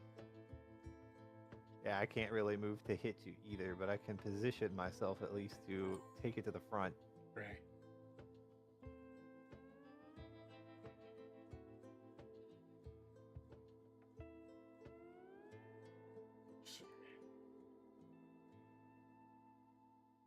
Oops. Wrong way. Drop it with 9. Then hover it over again.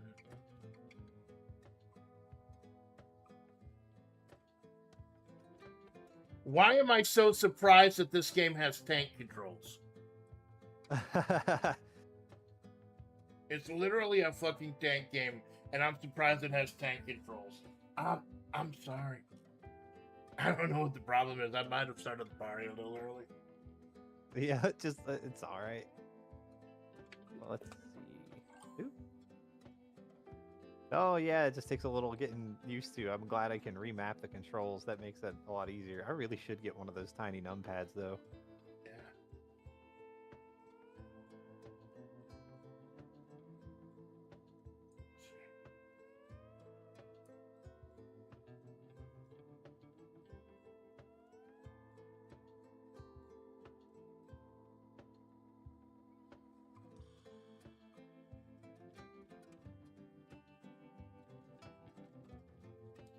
get a flow to it once you figure out the controls and everything.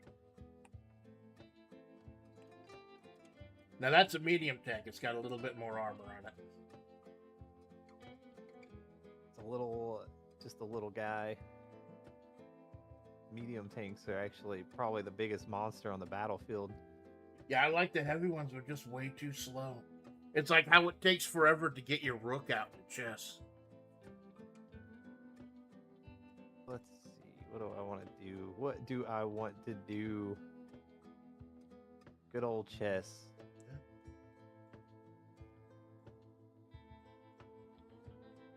They made a whole album about it. They did.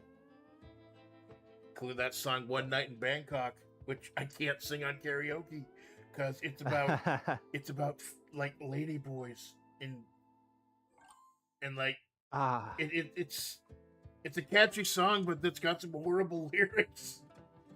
I love lady boys. I get my kicks above the waistline, sunshine. So this one's got gun of 2. And in the front, light tank has armor of 1. So 6 to shoot. Oh yeah, he's a popped little noggin. And it's 8 to flip. There we go. But again, that kind of blocks part of the way too. And this is the type of strategy you have to figure out when, like, of course, when you're on the battlefield, everyone's moving at once. There's a lot more chaos. Yeah, pure chaos. Let's see. Armor of 1 to the side, gun of 1, so that wouldn't pin anyway. Let's see. If I can.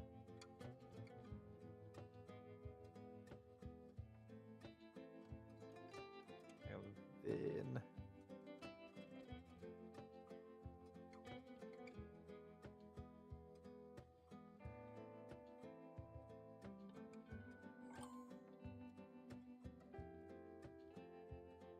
And another interesting thing is that you cannot shoot the tank directly in front of you. You have to be at least 1 space away. So that's yeah, you gotta have that little bit of space. It is interesting. But I guess that's to simulate what could potentially be like a backblast of the shell hitting. Right. Wouldn't really have that with an armor-piercing round, but with a high explosive, you sure would.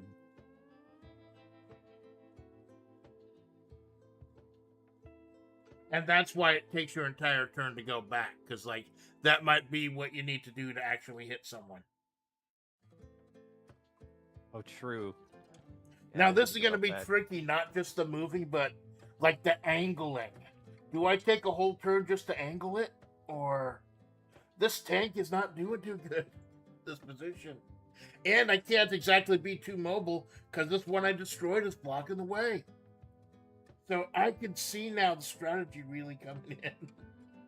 Yeah, you can just use tanks to make roadblocks. Pretty interesting. And I think it's good that we started with the smaller 16x16, because I definitely might play this in the future, although there's other games as well. But there are, like, other different tanks and other different scenarios too. The game does suggest that you make this your first one, so it's just got the light, medium, heavy, and the king tanks.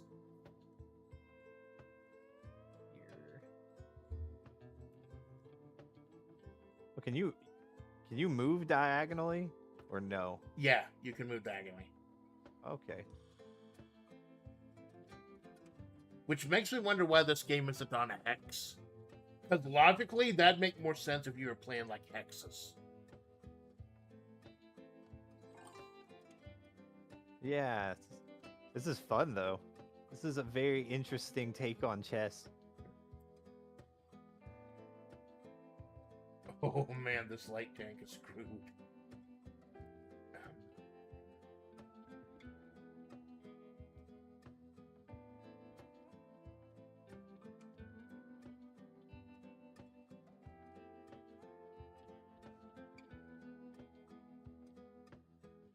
Gotta make some progress while I see what you're doing.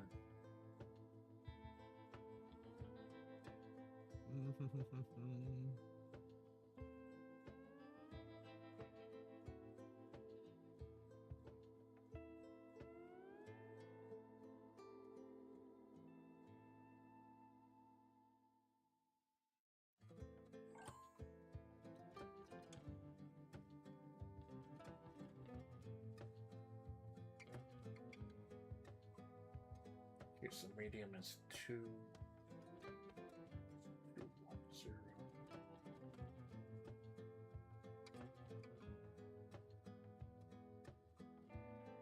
Like, there's no way that my light tank actually. Yeah, like literally, the light tank cannot hurt the heavy tank. Because even Yeah. with gun 1, there's no 0 on his armor. Yeah, it's like our D&D campaigns with the with Cyberpunk. If you tie, the defender wins. Yeah.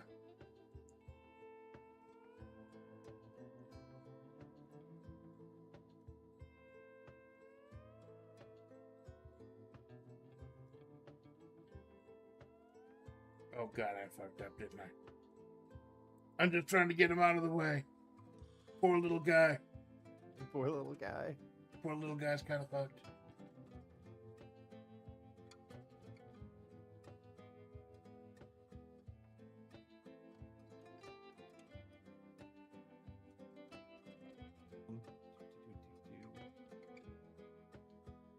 Yeah, it's 1 and 3, turn left and right, 2 and 5, forward and back.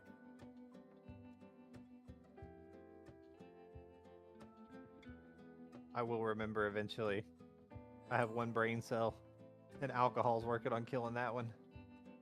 Yeah, you gotta know your limits. You definitely gotta know your limits. There's a healthy balance to it. I try to tell people, like, if you're gonna drink, you gotta do it the right way. I fucked up once recently on stream and I deleted that VOD. Oh my god, it was so damn embarrassing. I don't remember how I got to bed that night. Well, I watched like 5 minutes of it and was like, yeah, that's going away. That's going away forever. Yeah, I don't actually drink a whole lot. Like, maybe I'll have a shot of whiskey here and there. But I have had to kill streams where, like, I realized, that's a little bit too Manera even for me. Yeah. Got a little bit of cover here. I better move forward. Because I just realized that my command tank is a light tank.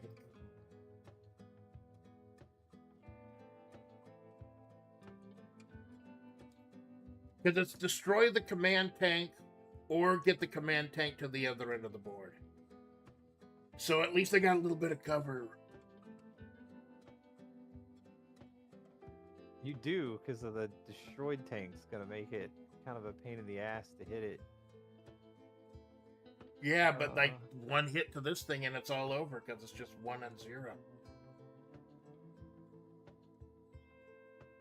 So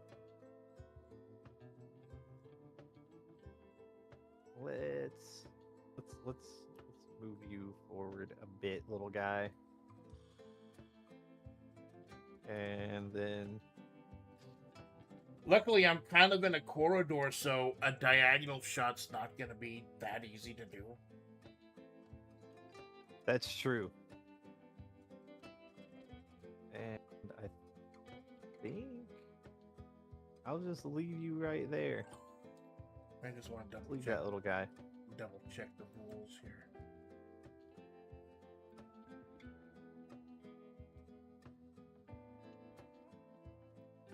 There is a lot of strategy here, Kenny. It is pretty cool.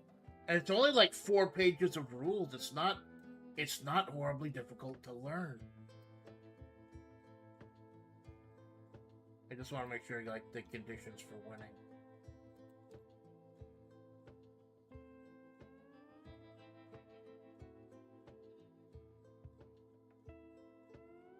Oh, so you actually have to go off the physical board in order to win. Oh, so you have to move past the grid. Right. Hey, bees, good morning. Glad you could make it out.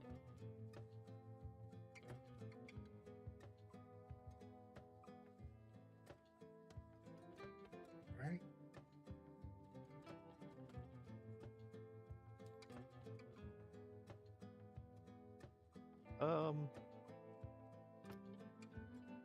Oh shit! Yep. Oh fuck! Bonk. Oh, check and This- fucking mate. I was consumed by my own hubris. Holy shit! Yeah, I'll give you the honor. And then what was the flip? I forget. 8. 8. No, not me, you goober. Quit that. Bonk. Oh, tank mate. Oh god, this happens when I play chess too. I get too wrapped up with my own strategy. Like if I had moved back like one thing. Oh god, good game, man. Good game. Yeah, good game. This is hilarious. I love this. Man. Yeah, this is pretty fun. A little tutorial game, really. Trying to get the hang of it. Yeah, like when we definitely want to play this in the future. I want to experiment a little bit with it. Maybe play with the larger board next time. I want to mess around with it a little bit first. This is an adorable little chess game. I love it. It is cute as fuck. I love it. So the spirit of the tank. and it is just it's not too horribly hard to learn either. So I'll see if I can put the link in the description after the stream because like I think they put this on Kickstarter or something. I'll have to double check the history. But like for example, Red Dragon Inn, like it has Kickstarters all the time because it's been around for like 10 years. So they keep putting out more and more stuff. So there you go. That's tank chess. I love that. Like we'll definitely because like I don't know if I can run a lot of the games that you actually play or at least stream them. Like don't have desync or anything because I'm running OBS. So at least this is something to know we can do.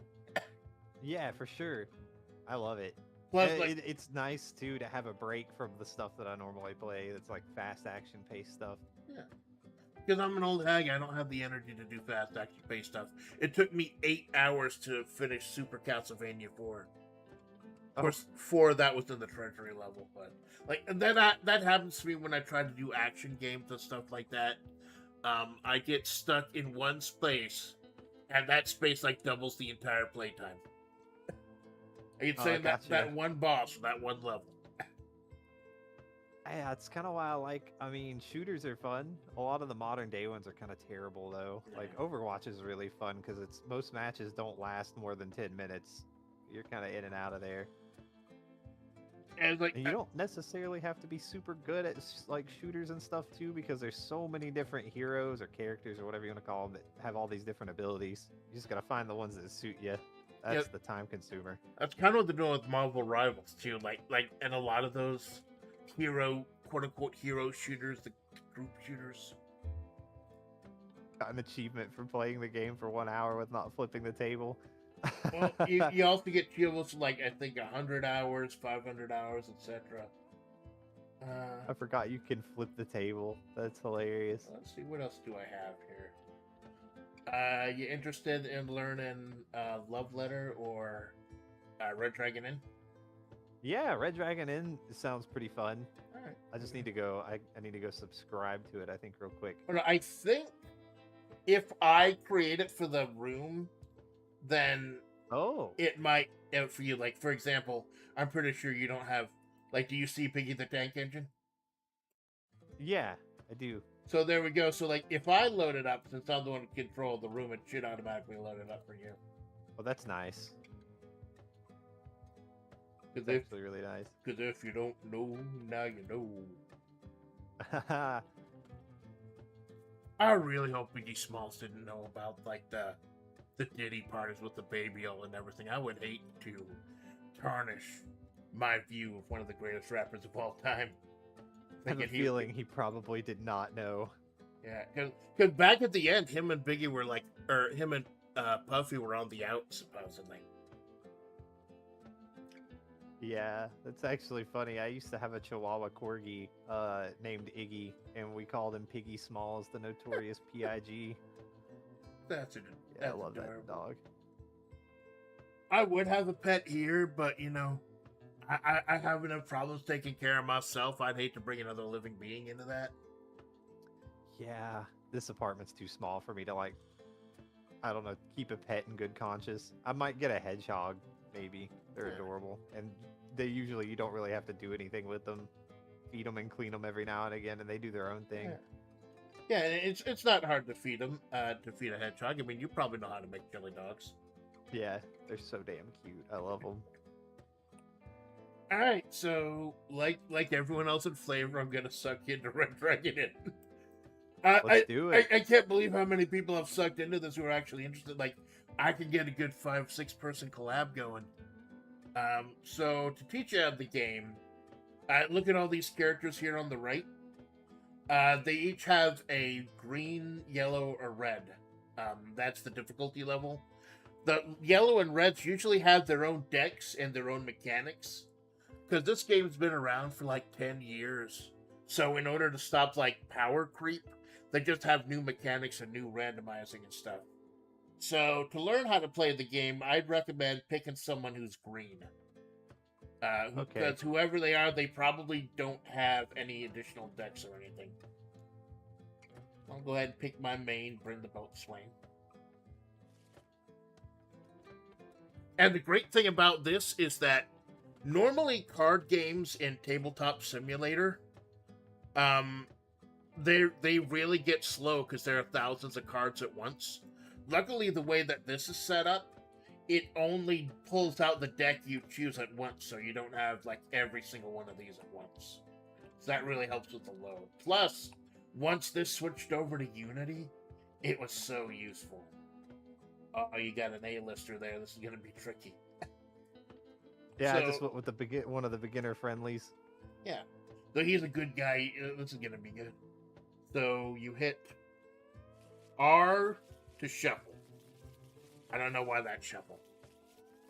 But, so, story of the Red Dragon is the it's old school adventuring type low fantasy stuff.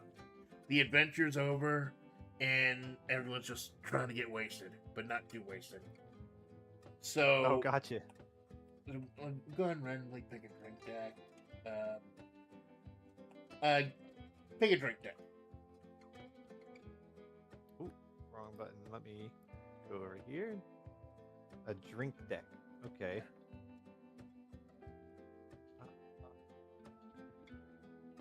Ooh, that looks fitting.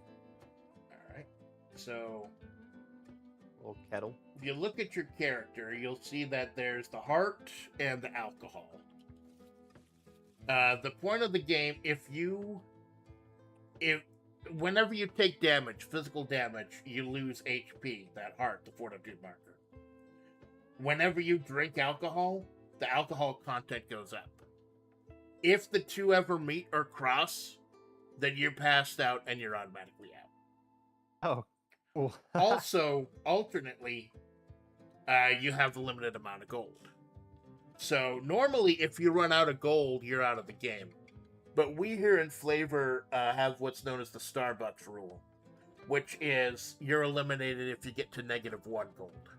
Because, like, if you go to Starbucks and you spend all your money, they're going to let you hang out and stay there. But if you try to buy something and you don't have any money, then they're going to kick you out. So, normally it's 0. Fucking hilarious. But with us, it's -1. But, so, okay, you try to be the last person standing, knock off somebody's gold or their alcoholism.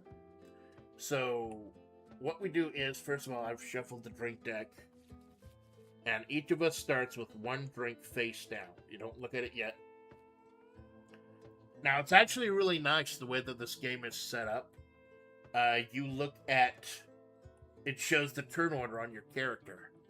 Because 90% of these characters, they have the same turn order, but a few of them have different ones, like extra mechanics and stuff. So for the first one, I don't know if we'll get a chance to do 2 or not, how late it's going to be. But, like, I went ahead and picked a simple one as well, but I could show you some of the crazier stuff. Where you said you've seen some of the VODs of other characters, right? Yeah, I've watched you guys play this, I think, twice. Yeah, well, it's relatively simple to learn. It's like the real tricky part is learning a character and knowing what their limitations are. Like, for example, I think Geki has a lot of counters and stuff. He can be a really tricky guy. Bryn just, like, does almost all physical damage. So, Okay. so first of all, hover over your deck, your character deck, and hit the number 7. That'll automatically draw 7 cards.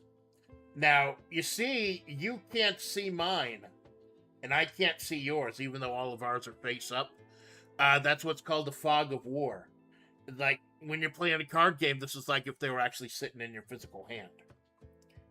Now, as far as Gotcha. the cards go, you hover down and hold Alt, and that'll let you see the full card. And if you hold Okay. Art and scroll with the mouse wheel, you can zoom in. It's super Gotcha. nice for an old hag like me who sometimes has trouble reading stuff. And you always gotta want to be on the watch out because you've got some cards that are specific.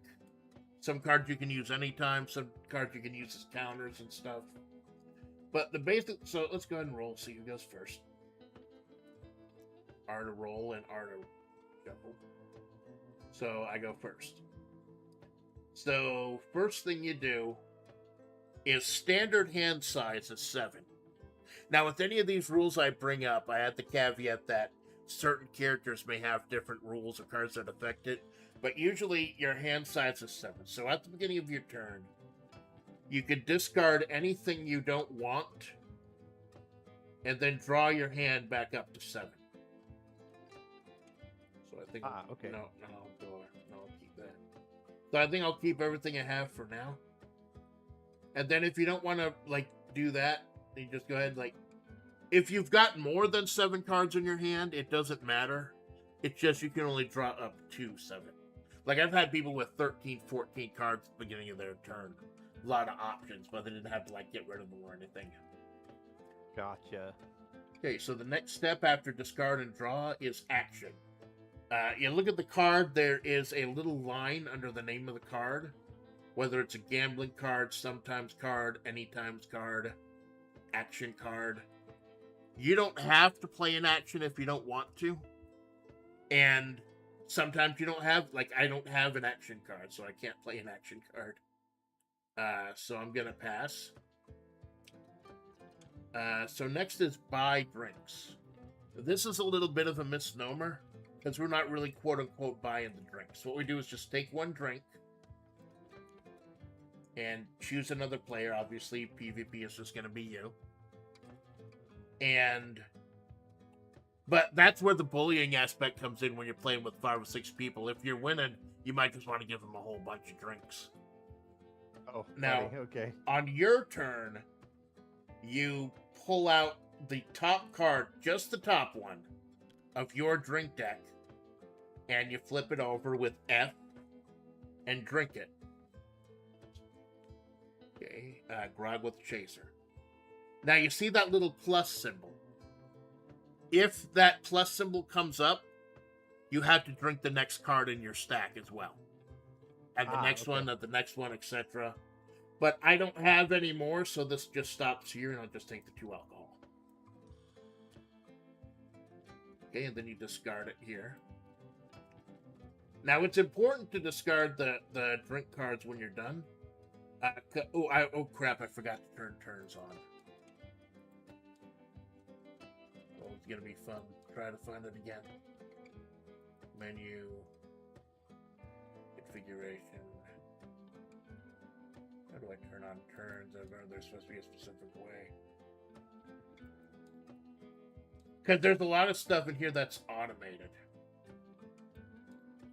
See, games, objects, music, notebook, options. Turns, here we go.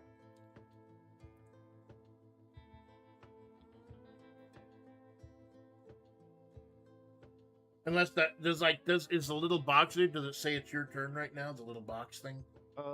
Does it appear on yours? I don't see anything. Let's skip up to hands. Let's try this.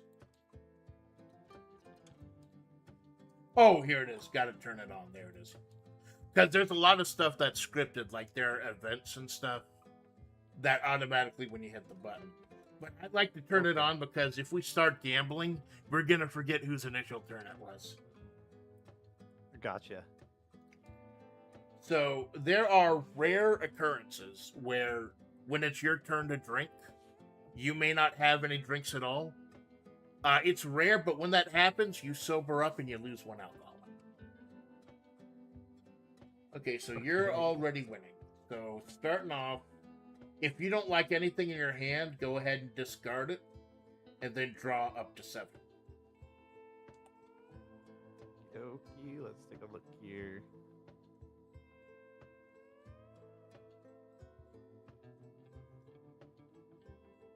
Whoa, that one's a lot to read. All right. Yeah, Kind of reminds me of Magic. some of the luckily, like, they are very descriptive what each card is and what it does. It's very nice.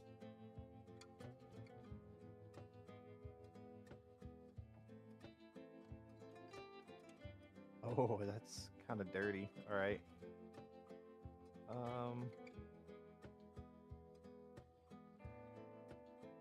Okay.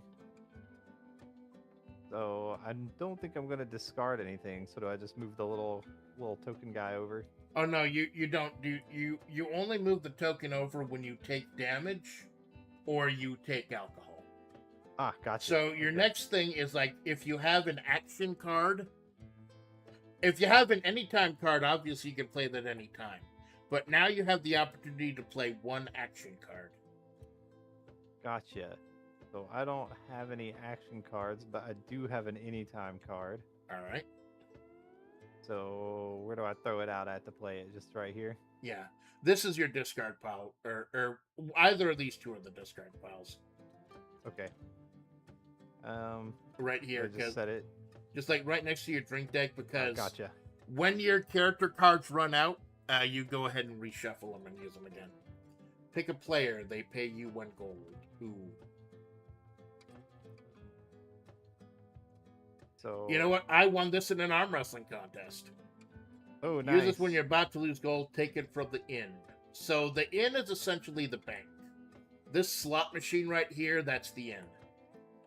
So you hover your mouse over it and the 1, and then just click the 1 to spawn gold. Like, not on your keypad, the 1 on the physical machine itself. Like, Oh, gotcha. you zoom in really close and you see the spawn gold tab. I see it.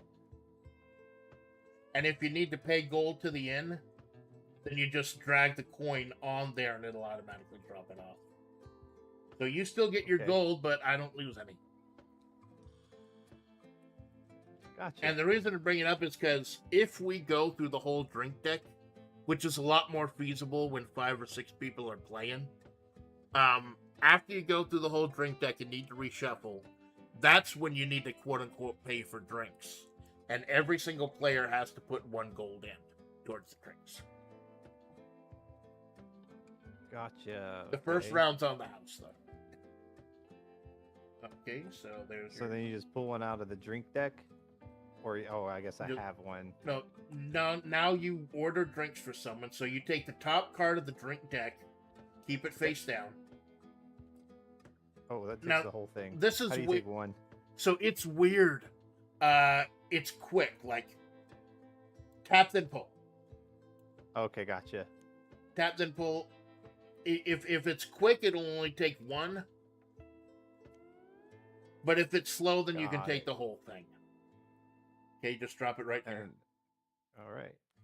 Boop. All right, and now go ahead and take the top card of your deck, the drink deck. I have 2. Tap and pull. Right. Yep. You gotta do it quickly. Just get the 1. And then F to flip. Ooh. And then just drop it here. Is that cool? Yeah, temporarily, because eventually after it resolves, you're gonna put it up here in the drink discard. Gotcha. So you take 2 alcohol, and you draw 2 character cards from your deck.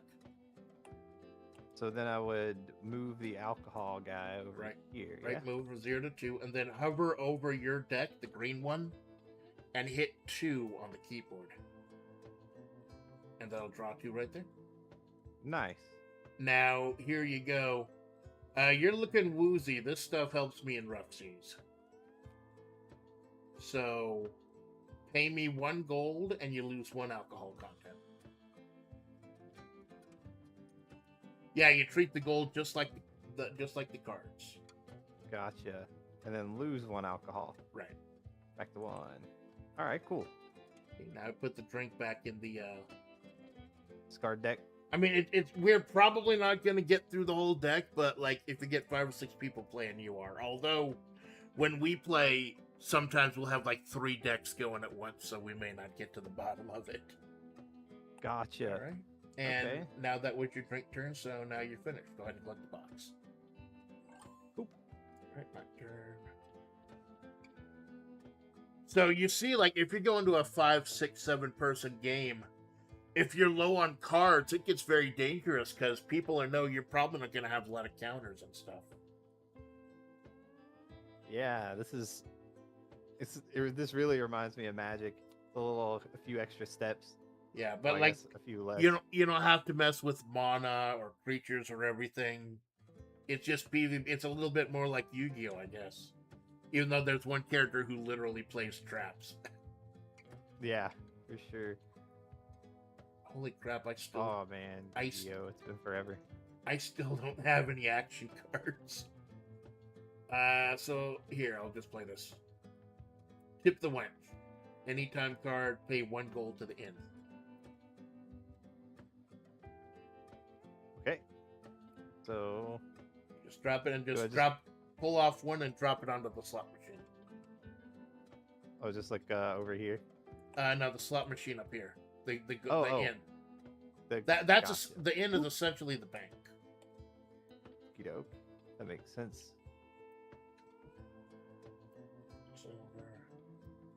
It might be auto-saving. It freezes like a tiny little bit here and there. I think it might just be auto-saving.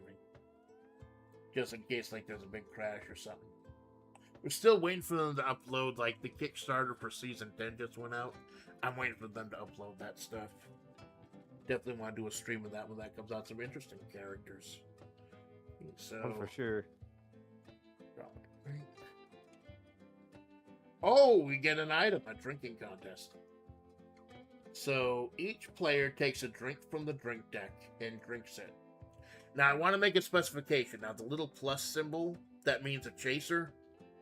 Unless it says chaser, you ignore that. So this does not say chaser. So each of us takes 1 card from the drink deck and reveal it. The person with the highest alcohol content wins. If you draw some kind of event card, it's just kind of does a 0. Gotcha. So we both take 1 from the top, and we both have to drink at the same time. If it's a tie, we have to get another one. And there's one game where like it went on for like 4, and like everyone got knocked out. I think that was like the Legend of Drunk Clyde that moment. So let's see. That's great. Uh-oh! I got a 0 and you got a 4. I'll gladly give you the 1 gold for winning the drinking contest. But now you got to take 4 alcohol unless you got something that can counter it. Let's see.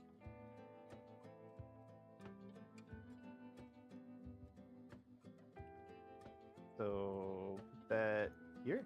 Does that work? Yep, exactly. Nice. And I don't have anything that can counter your counter, so you kind of made out like a bandit on that one. Nice. Yeah, this is fun. You're up. It gets real crazy when you have 5 or 6 people together. Like, it these days it's a lot harder coordinating things because like a lot of people like with jobs and school and everything don't have nearly as much free time, and some people just like don't stream as much anymore. But it's a little harder getting stuff together. But I definitely like every once in a while like to get a whole bunch of people together to play Red Dragon Den if possible, because it's one of the few things that my potato can run. Yeah, fair enough. I can see. Yeah, it's a player mat. It's huge. Yeah. Kind of crazy. But the great thing is this is all automated. It's all scripted, so it's a lot easier like to learn what you've got the basics, because it does a lot of the stuff it needs to do for you. All right, so an action card because I don't think I'm gonna discard. So we'll do this bad boy. All right, we'll do gambling. Let's learn some gambling. Okay, so gambling is a little weird, but it's also kind of interesting, especially once we start doing the draw. You know, let's go ahead and pull out the prize deck because we almost always do prize deck. So everyone has to ante up 1 gold.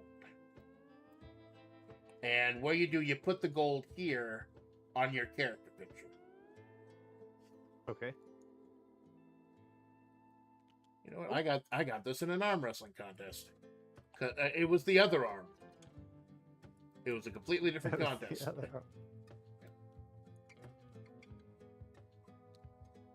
Okay, so the way gambling is, first of all, we'll shuffle the prize deck. Okay, so gambling, since you started the round of gambling, you got the point. I can play another gambling card to take the point.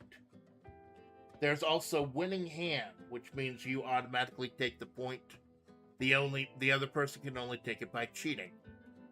And there are cheating cards in the deck, character-specific cheating cards. They're really powerful. Okay.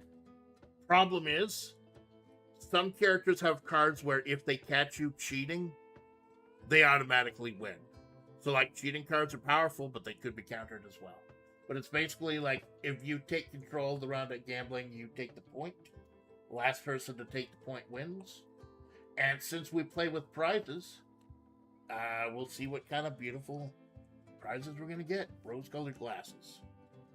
The next time you draw 1 or more cards from your character deck, draw 3 additional cards, then put this into the prize bin. Into the prize bin means, like, the discard. Gotcha. So this is actually really nice to have. So, let's see. What can I do? I'll play winning hand. So I take point, and you can only take point with a cheating card. It will specifically say gambling cheating, and it's usually like character specific artwork. Ah, gotcha. Okay. Don't think. Yeah, I don't think this character is like the cheat character. At least I don't see any cheat cards. Yeah, he's got a lot of counters. He can be real tricky. So I win. So I get the card and the coins. And this is why I do the turn box thing where you click if it's your turn. Because if I don't do that, if a game of gambling gets really intense, like if they got some of the gambling-centric characters, then you are going to forget whose turn it originally was. Gotcha. That makes sense. Yeah. I could see it could get a little in-depth. A little bit. So the round of gambling is over. So now you got to go ahead and buy me a drink. Or get me a drink, rather. Order me a drink.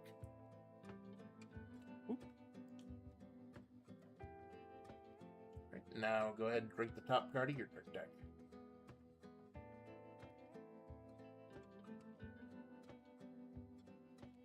Okay, 3 plus. Okay, that means you got the next card of your drink deck. Ooh, The Chaser. I'm thirsty. Now, as far as countering a drinker's dishwasher, I'm minus 1 thirsty.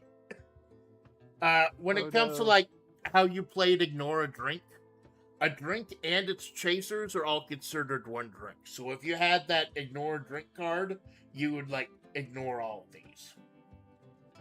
But yeah, unless you could do something that's 3 alcohol and minus 1 HP. So, would this work? Oh shit, yes it would. Yes it would. You ignore the whole thing. A drink and its chasers are considered one. That's the second time you've dodged a 4-point loss. Holy shit. Like I said, this guy's good at countering stuff. I kind of like this guy. Makes me worry about Bryn. Like, Bryn is all about physical damage. Like, I don't think I've had any for a cat card show up yet, though. And now it's your turn, right? Yep. Go ahead and click the turn in, and it's my turn. Yeah, this is fun. This is a fun game. Yo, I'm glad to invite you. Like, I don't know what your schedule's gonna look like, and I know mornings for me are gonna be kind of busy for the next couple months because I'm doing my personal projects, WebP and writing and stuff. But maybe if Hmm. you're free in the afternoon or evening sometime, we could get you, me, maybe Malone, Choco. We'll see what's going on. Yeah, I can always put some like wild card days on my schedule. That works. That's awesome. You're able to be You, so flexible, man. I appreciate it. yeah, it's nice. It's and I think the only days that I really can't do anything at night is Mondays usually, and sometimes Fridays because I'm on Aces High and I'm leadership in that squad, so I'm kind of obligated to be there. Oh, congratulations, man. What kind of stuff is that? So I guess I think it's S3 is odd night missions. Oh, I work with the intelligence officer to actually make squad night missions for specific maps. It can be a little confusing sometimes, but it's fun.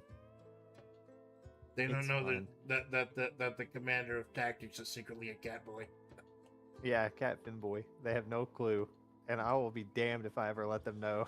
Yeah, like my family doesn't know I'm doing this. Like, I'm sure they'd be happy I'm meeting people and stuff, but like, Father Splats is old enough. I don't think he'd understand that I'm playing a female character.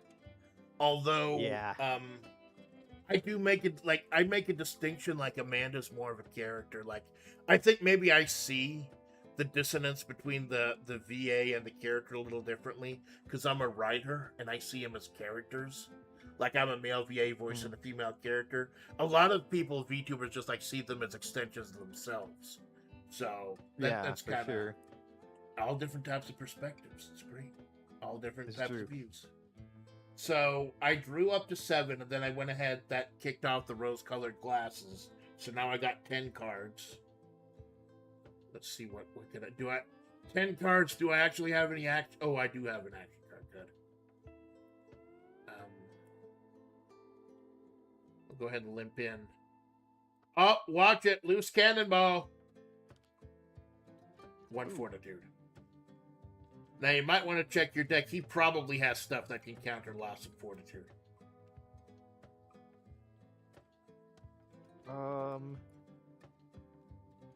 Yeah, this one I think. Hide in shadows. Yep, there you go. Good one. That one also works for alcohol. Oh my god, you had 3 cards that can completely... Oh no, like you couldn't have countered a drink with that. That's just if I gave you something that made you alcoholic. So there you go, nice. And I'm gonna get a drink for you, but first of all, wench, bring some drinks for my friends. Which means that you're gonna get 3 drinks instead of 1 after I pay 1 gold. Ooh. And wench, bring some more drinks for my friends. Oh damn. Pay another gold. So you're gonna get 1, 2, 3, 4.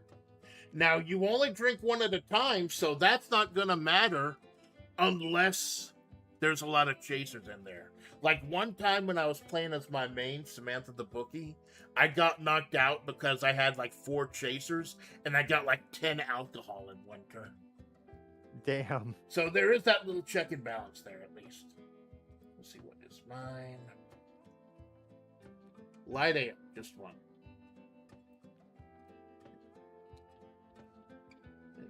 Light ale is so good. Is that what they call it? Pale ale? Yeah, I would think so. Or like a crystal bison. Okie dokie. So, what do we got in here?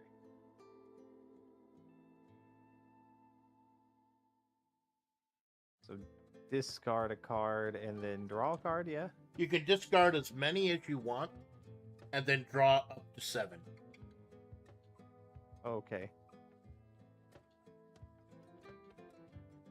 So, let's see here. I think I will discard this guy. I'll just put it in the face-up deck or whatever. Yep. Right there. Yep, we all get to Got see it when you discard it. And then I can draw up to 7, so Correct. in the hand, right? Right. So just Okay, hover so over your character deck and hit the number 4. Because even though Oh, I that's can't so see awesome. I can't see what your cards are, I can see how many you have. but they all show his face Gotcha. down on my screen. And then action. Let's see if I got any action cards.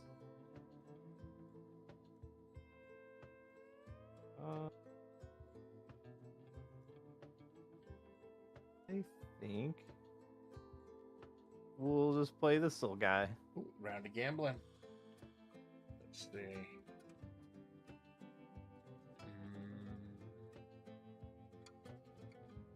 Yeah, I can't right now. I got to go check on the riggings. So instead of having to ante up, I leave the round of gambling. You automatically win. Now you're supposed to. We're supposed to pull out the prize card before we start gambling, but obviously we didn't even start gambling. So you win and you get. I haven't seen this one. Next time another player gains fortitude, add this to the prize bin. You gained fortitude equal to the amount that that player. Oh crap! Wow, that's actually really good. Yeah, it's kind of awesome. So the next time I gain HP, you gain HP equal. Which is funny because we're both at like 20 right now. All And right. then now I take a drink card, yeah. Yep. For me. And boop. And it's weird because usually Bryn does like all physical attacks, so you'd be pretty beat up right about now. I'm starting to get the hang of it. 1+. Ooh, So light ale with a chaser. next one.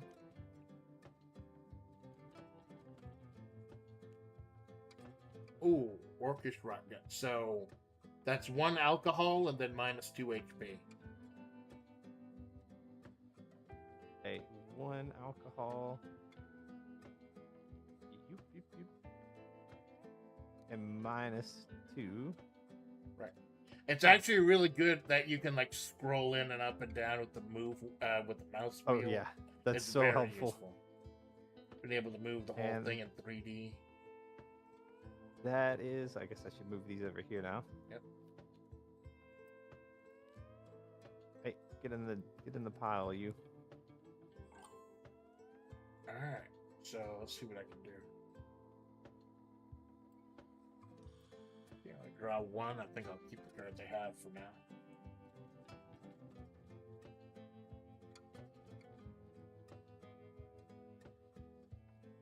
Kenny, I bet you would like this game a lot. Sweet kennel scene. Have him come in with us sometime. Oh, I bet he would. I've got a PNG for him already. He's Ooh. a little bear. Ah, that's cool, man. It's always he's nice. got- It's always nice to be like PNG. So like when I start making pictures for thumbnails and stuff, it's a lot easier to just like describe what I see. Yeah, for sure. I've actually got a PNG commissioned through a friend that's an artist from another game I played, but she's like very busy, so it'll be a long time before that gets done. Well, it's something to look forward to, man. Yeah. Here, put her there, pal. Lose 2 fortitude. Oh no, not my fortitude. Unless you got a card that can counter it. And I think this guy has a lot of counters. Yeah, I don't think I have any right now. Let's see. So that's why in like a big group game with 5 or 6 people, you want to attack the person who has like very few cards. Because you know that there's less of a chance that they'll be able to counter stuff. Yeah, for sure. Do a drink. I got the 1. Pixie. Oh, Pixie Punch. That's 3. Do I want to tank it? Do I have something?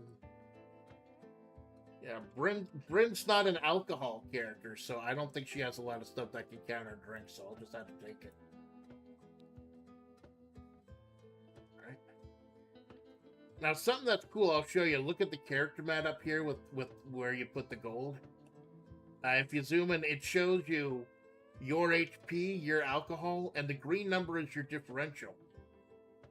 So we're both at 14 differential. Essentially, we're both tied right now. Ah, gotcha. Because Genki can slip out of a lot of stuff. Okay. Yeah, this game is so interesting. Holy Especially shit, I once love you it. start exploring the more complicated characters who have their own decks and stuff. Like, I've only finished like playing all the complicated characters myself. Trying to like, there's 60 different characters so far. Because like I said, this game's been around for a good 10 years. I'll definitely keep you in mind once they finally update this thing to RDI 10, because I want to get a whole bunch of people together and try out all the new characters.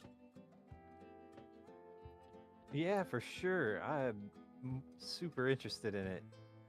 It's got, it's like a little bit of a learning curve, but it's mostly with the cards themselves. But that's I'm used to that from Magic, so. The biggest learning curve is learning a character. So that's like why offline, if you got free time, like just explore the different decks, all the different characters and stuff. Let's see, I have 6 cards, so we'll just ignore that. Do I have an action card? I do. Well, you can draw. You can draw up to 7. Oh, okay. So I can just draw another one too. Yeah. I don't have to discard. Gotcha. Right. You don't have to discard anything, but you always get to draw up to 7. Whoop. Unless there's like a restriction. Oh, cool. Part of the cards, baby. Tip the winch. Tip the winch. And go to the end. Can I counter that? No, I cannot counter that. So, alright. It's funny, now, like. Does that count? Does that count as an action? It says no. That's your anytime card. Look under the title of the card. It'll tell you what it is. Anytime, or action, or sometimes, or gambling. It's so actually very my useful. action. Right. That's an anytime card. All right. Boop. Down to gambling. All right. So. You might make me go broke. Like, I know the goblin characters, because Malone loves to play the goblins. They're really good at gambling. They're like, there's a good chance you'll go broke playing them. Of course Malone likes to play the goblin. He likes to play Nitro, the bomb-throwing goblin. Oh, I'm not shocked. So this is the swill bucket. Next time you would gain alcohol content from a drink, play this and reduce it by 1. Ew. God, you know what that is? That's the bucket, like, that wine tasting things, where instead of drinking the wine, you just spit it into the bucket. Yummy. So the winner gets that. Oh, no. So you are on point right now. Okay. Let's see. So gambling, I'm in. Which means now I'm on point. Okay. And I can play some of these, like, if it's a sometimes card that's relevant to gambling, I can play it, right? Right. Okay, cool. Let's see. Actual gambling cards should say gambling on them or cheating. We'll play this one. But anytime during a round of gambling... Oh god, I remember this card! I remember this card, like... We played a game one time where everyone had a copy of that card, and the wench made like 50 gold that game. Like, all the money went to her. So all anti-gold, yep, all anti-gold goes to the end. The game is automatically over.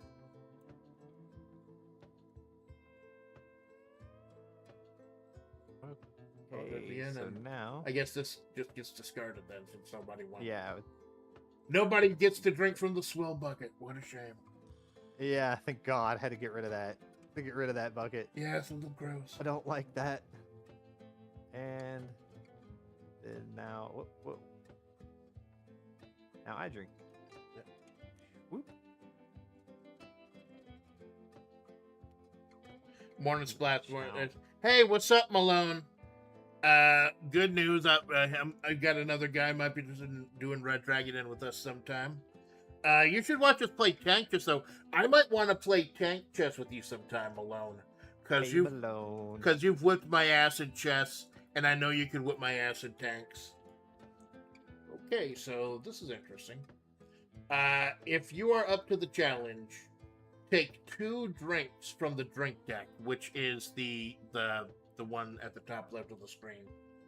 If you reveal they're two separate drinks. If you reveal a drink event that's not the result of a chase or discard, reveal again. So basically, you have two options. Take 2 drinks from the drink deck here, and then if you don't die, I give you 1 gold. Or if you're not up to the challenge, discard this and just take 1 drink deck card here. Okay. You know what? Let's play the risky biscuit. Why not? Right. Oh, yum, water. You lucky little shit. It's a good thing you announced that you were doing the 2 beforehand, so go ahead and get that second one. Whoop. And the other part of the challenge is Pixie Punch. We'll just stack it. There we go. So you get a total of 3 alcohol, and they got to give you 1 gold. Ooh. It's like drinking Everclear. Yeah. Well, you gotta watch out that there is the Dwarven Firewater that has 4. And I think one of the decks has a 5. It's like some kind of like boot ale or something. Like the character decks, like the Adventure is Nigh one is crazy. Like, it's actually interesting if you look over here, the one with like the cat and the mushroom and everything. That's from a D&D series from Second Wind. The guys who do Fully Ramblematic, the former Zero Punctuation. And that's a deed called Adventure is Nigh. And because of this game, I started watching Adventure is Nigh. It's fucking hilarious. It's like these podcast guys that they're doing a D&D campaign. And there's Mortimer, who's the guy who's full of shit. There's Dabarelu, the adorable tank character. Got Sigmar, the try-hard edgelord. Got Grinderben, the magic guy. It's hilarious, it's stupid, and it's glorious. Like, I keep wanting to get into a campaign, like a 5e campaign or something. I've been having ideas for characters. But I'm just like, with time and everything, with my schedule, I've never been able to do one. So, it's cool that I'm able to watch full campaigns online. That's getting more and more popular these days. Yeah, I'm gonna have to check that out. All right, That sounds pretty good. It's like kind of like Vox Machina, except podcast style. Right. And what they did is they actually went ahead and remastered the original seasons, because like apparently it wasn't that popular originally. So they went ahead and added an animation to like the first couple of seasons, so now everything flows more perfectly. That's kind of cool that they put that much effort into that. Yeah, that's awesome. Man, I love seeing stuff like that. Passion projects, seems like that's harder to find a lot of that stuff with that much, I don't want to say slop, but like things that are not applicable to my life are made anymore these days. Yeah, it's like that's why I go so hard with my 2 big projects, like the WebP and the Story of the Mahavre project, because it's stuff I would probably be doing even if I wasn't online, like the fantasy booking or the creative writing. And the fact that there are people who are actually really interested into it and like follow the story and everything, that just kind of blows my mind that people would care about the shit that I do. Yeah, hey, you'd be surprised. Like, there's so many people out there that just don't get enough representation with the stuff they like in today's media. Kind of nuts. Makes me think of the old days where you used to get picked on for watching anime, but now anime's cool. Yeah. Anime's a big business now. It is. Here we go. Sorry, sometimes I don't know my own strength. Which is weird because I've got these like 30-inch biceps. So pick another player that lose 2 fortitude. Okie dokie. I don't have a counter, so. You see that here you can see right now the big difference in playstyles. Like I've barely taken any damage, but I'm all alcoholed up. You've taken a lot of damage. Like I was playing with Deadmac once. I think he was playing the Wench. The Wench is actually playable, and I think I knocked him out, and he was at like 0 alcohol, just doing physical damage. That's hilarious. You can play the winch. So here's one for you. And before I go, preemptively, I will play a anytime card. I can hold my liquor better than anyone here. Take down 2 alcohol. Just preemptively. And what do I got? Oh, Dark Ale. Just one. All right. I was paranoid over nothing. I thought I was going to get like a Dwarven Fire Waters.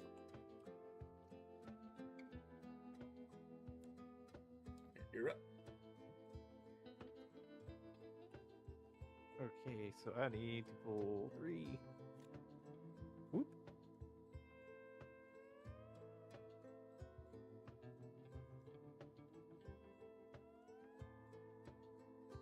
Yeah, the game gets real crazy when you get 5 or 6 people, but it's easiest to learn one-on-one.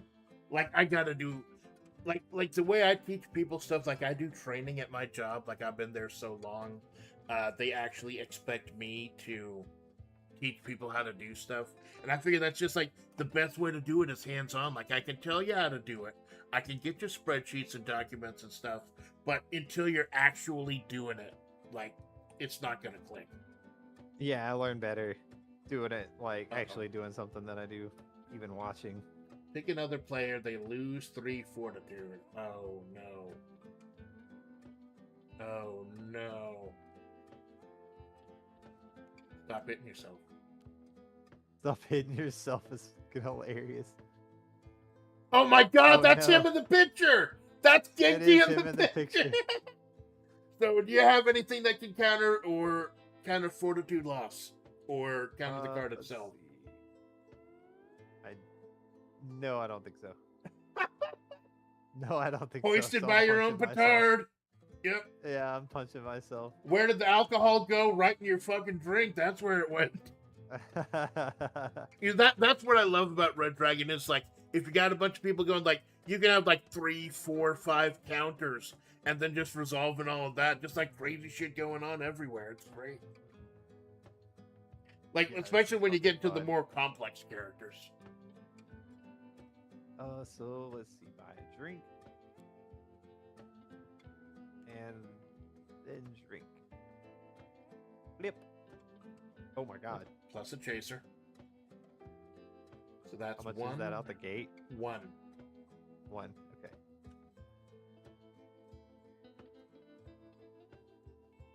That's interesting.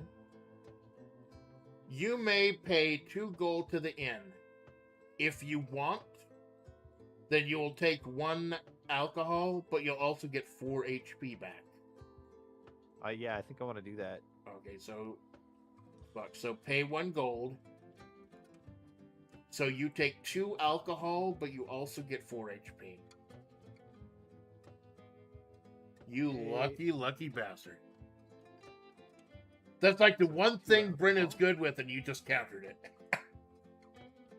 And then I get 4 back.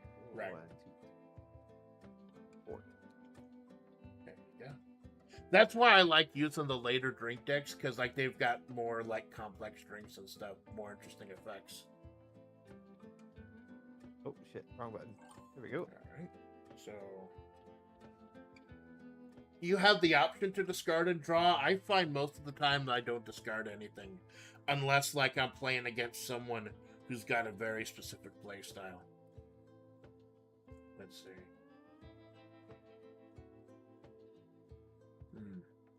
And you've got to change your play style depending on what cards you have as well. Yeah, I could see that becoming like really complex with a lot of people. So, You have a bunch of different play styles on the board. so I'm going to go ahead and pass my action turn. 1 drink. Got the 1. Ogre Brew. 2 and minus 1 HP. If you're an ogre or half ogre, it's... I do love these little touches. Like, I think there's only 2 ogres in the game, but the fact that a drink would affect one differently, that's just one of the little touches I love. Let's see. So... I can see that, Kara. I could see that. Here we Or go. the guy can swing drastically. Yup. Let's go ahead and split the drink with another player. So that means effects are rounded up. So basically, we both take 1 alcohol and minus 0.5 HP. So basically, we both lose 1 alcohol and gain 1 alcohol and lose 1 HP. That doesn't help me a lot. That's solely to screw you over. Yeah, it's getting close. All right, I'm done.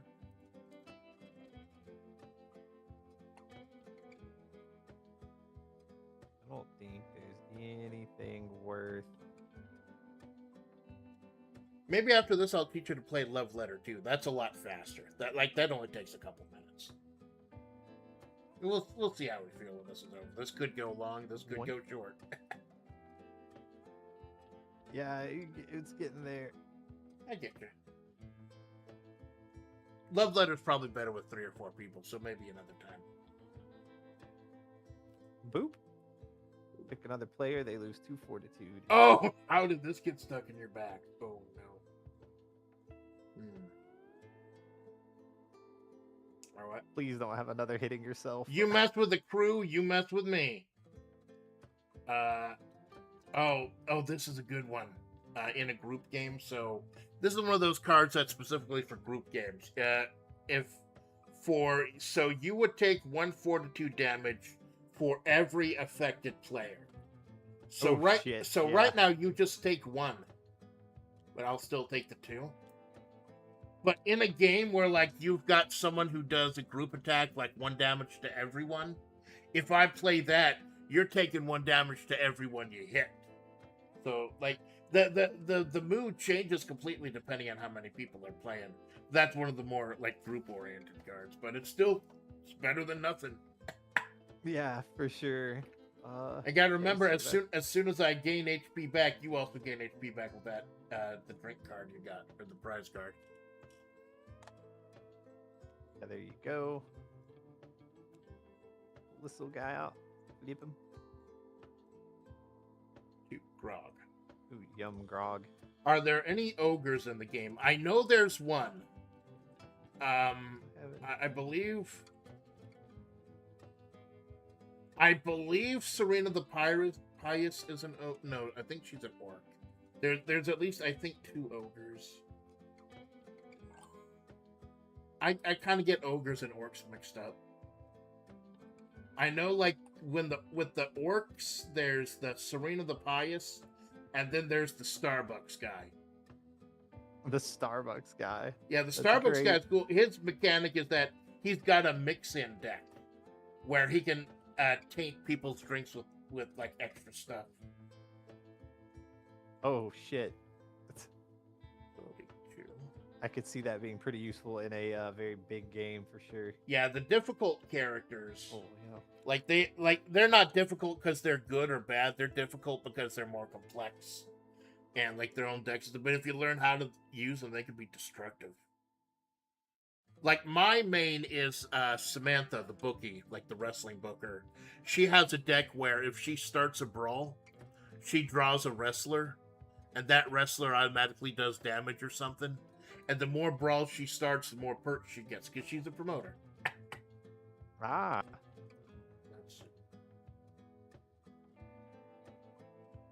Again, no action, so I'm just gonna pass my action phase. I'm just gonna have to get lucky and hope you get a lot of drinks in you. I'm not getting a lot of action cards. Getting so damn close. Got a rum, just 1, I'll take it. Oh, I love rum. So good. Gotta be careful with how many you're willing to take, even with just 1s, because eventually you just take too much and you don't realize how bad it is. Oh, we might actually run out of drinks and have to buy another round. It's a good thing I brought up that rule. Let's see here. Oh, you're close. You've only got a differential of 3. Yeah, I'm real close. It might just be digging into the hand, digging into the deck. I know he's got some good stuff.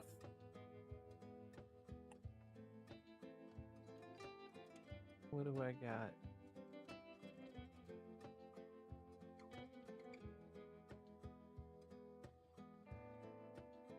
I think I have to pass on the action.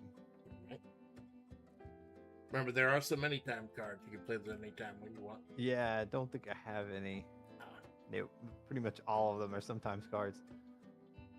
Probably should discard one of those if I live. Right.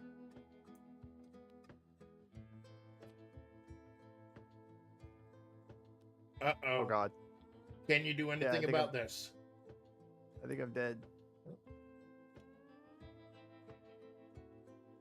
I can go out with style. Uh-oh. A little something to add. I can go out with style. You see, Malone, this man has mastered the art of overkill. So, and at the end, when you're doing a group game, you go ahead and put them together. Even if it's over. Because that takes you out of the scripting. Gotcha. So, there you go, Red Dragon. Like, I was about to challenge you to a hand of gambling because I finally got a few gambling cards out. And I was about to fuck you over because I had don't mess with the drink thing in case you could have countered that drink.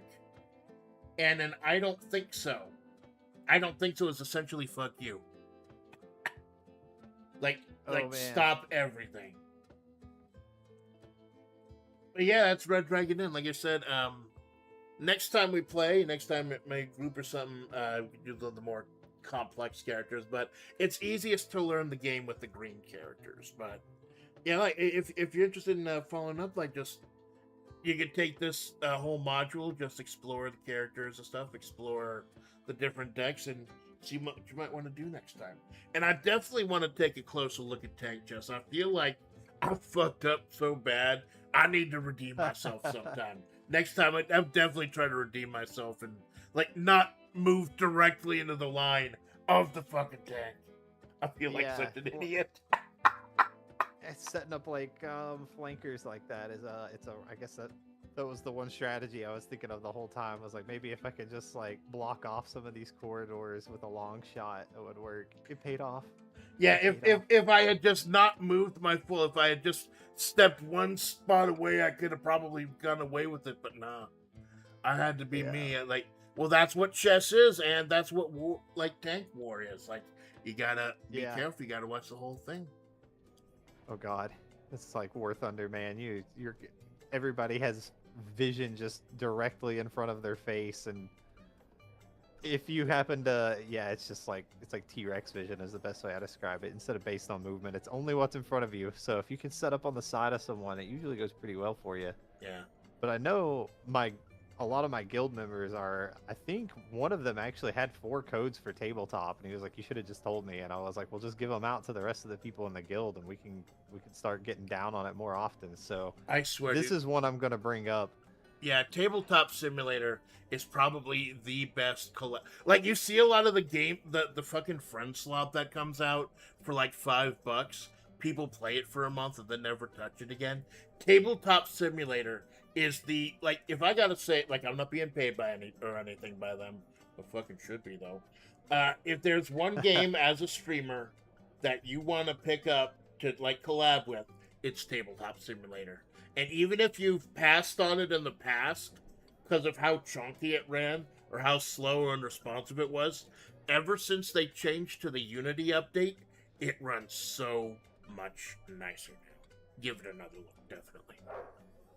Yeah, for sure. I know I picked up Mecha Chameleon, and I think I played that with a VTuber once, and that was before I even started streaming.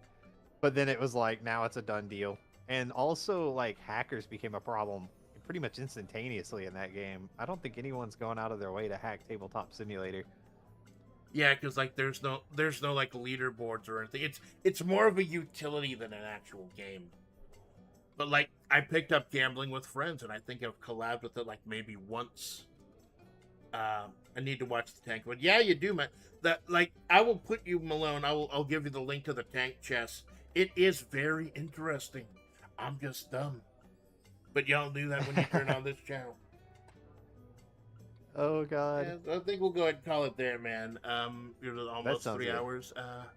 I do thank you for coming out. It was really cool to talk with you, man. Really get to know you. You seem like a fascinating guy, and I look forward to learning more about you, man. I really do. Yeah, I'm just me, but yeah, I definitely don't mind sharing stories. And yeah, thank you for having me. This was awesome. Very first collab. Thank you for coming out this morning. I know 7 a.m. is a weird time, and I do thank you for being out here, man. No worries, yeah. It's all good. Go ahead and say goodbye to my Jinx. Thank you for stopping by. Malone, thank you for stopping by. Dragon Lord, thank you for stopping by. Do you do that? Thank you, people, or Oh yeah, I'll go back to a scene after in the call oh, cool. and then tell everybody goodbye. So anything you want to plug before we get going? No. I mean, dude, I just again, thanks for having me out. This is awesome.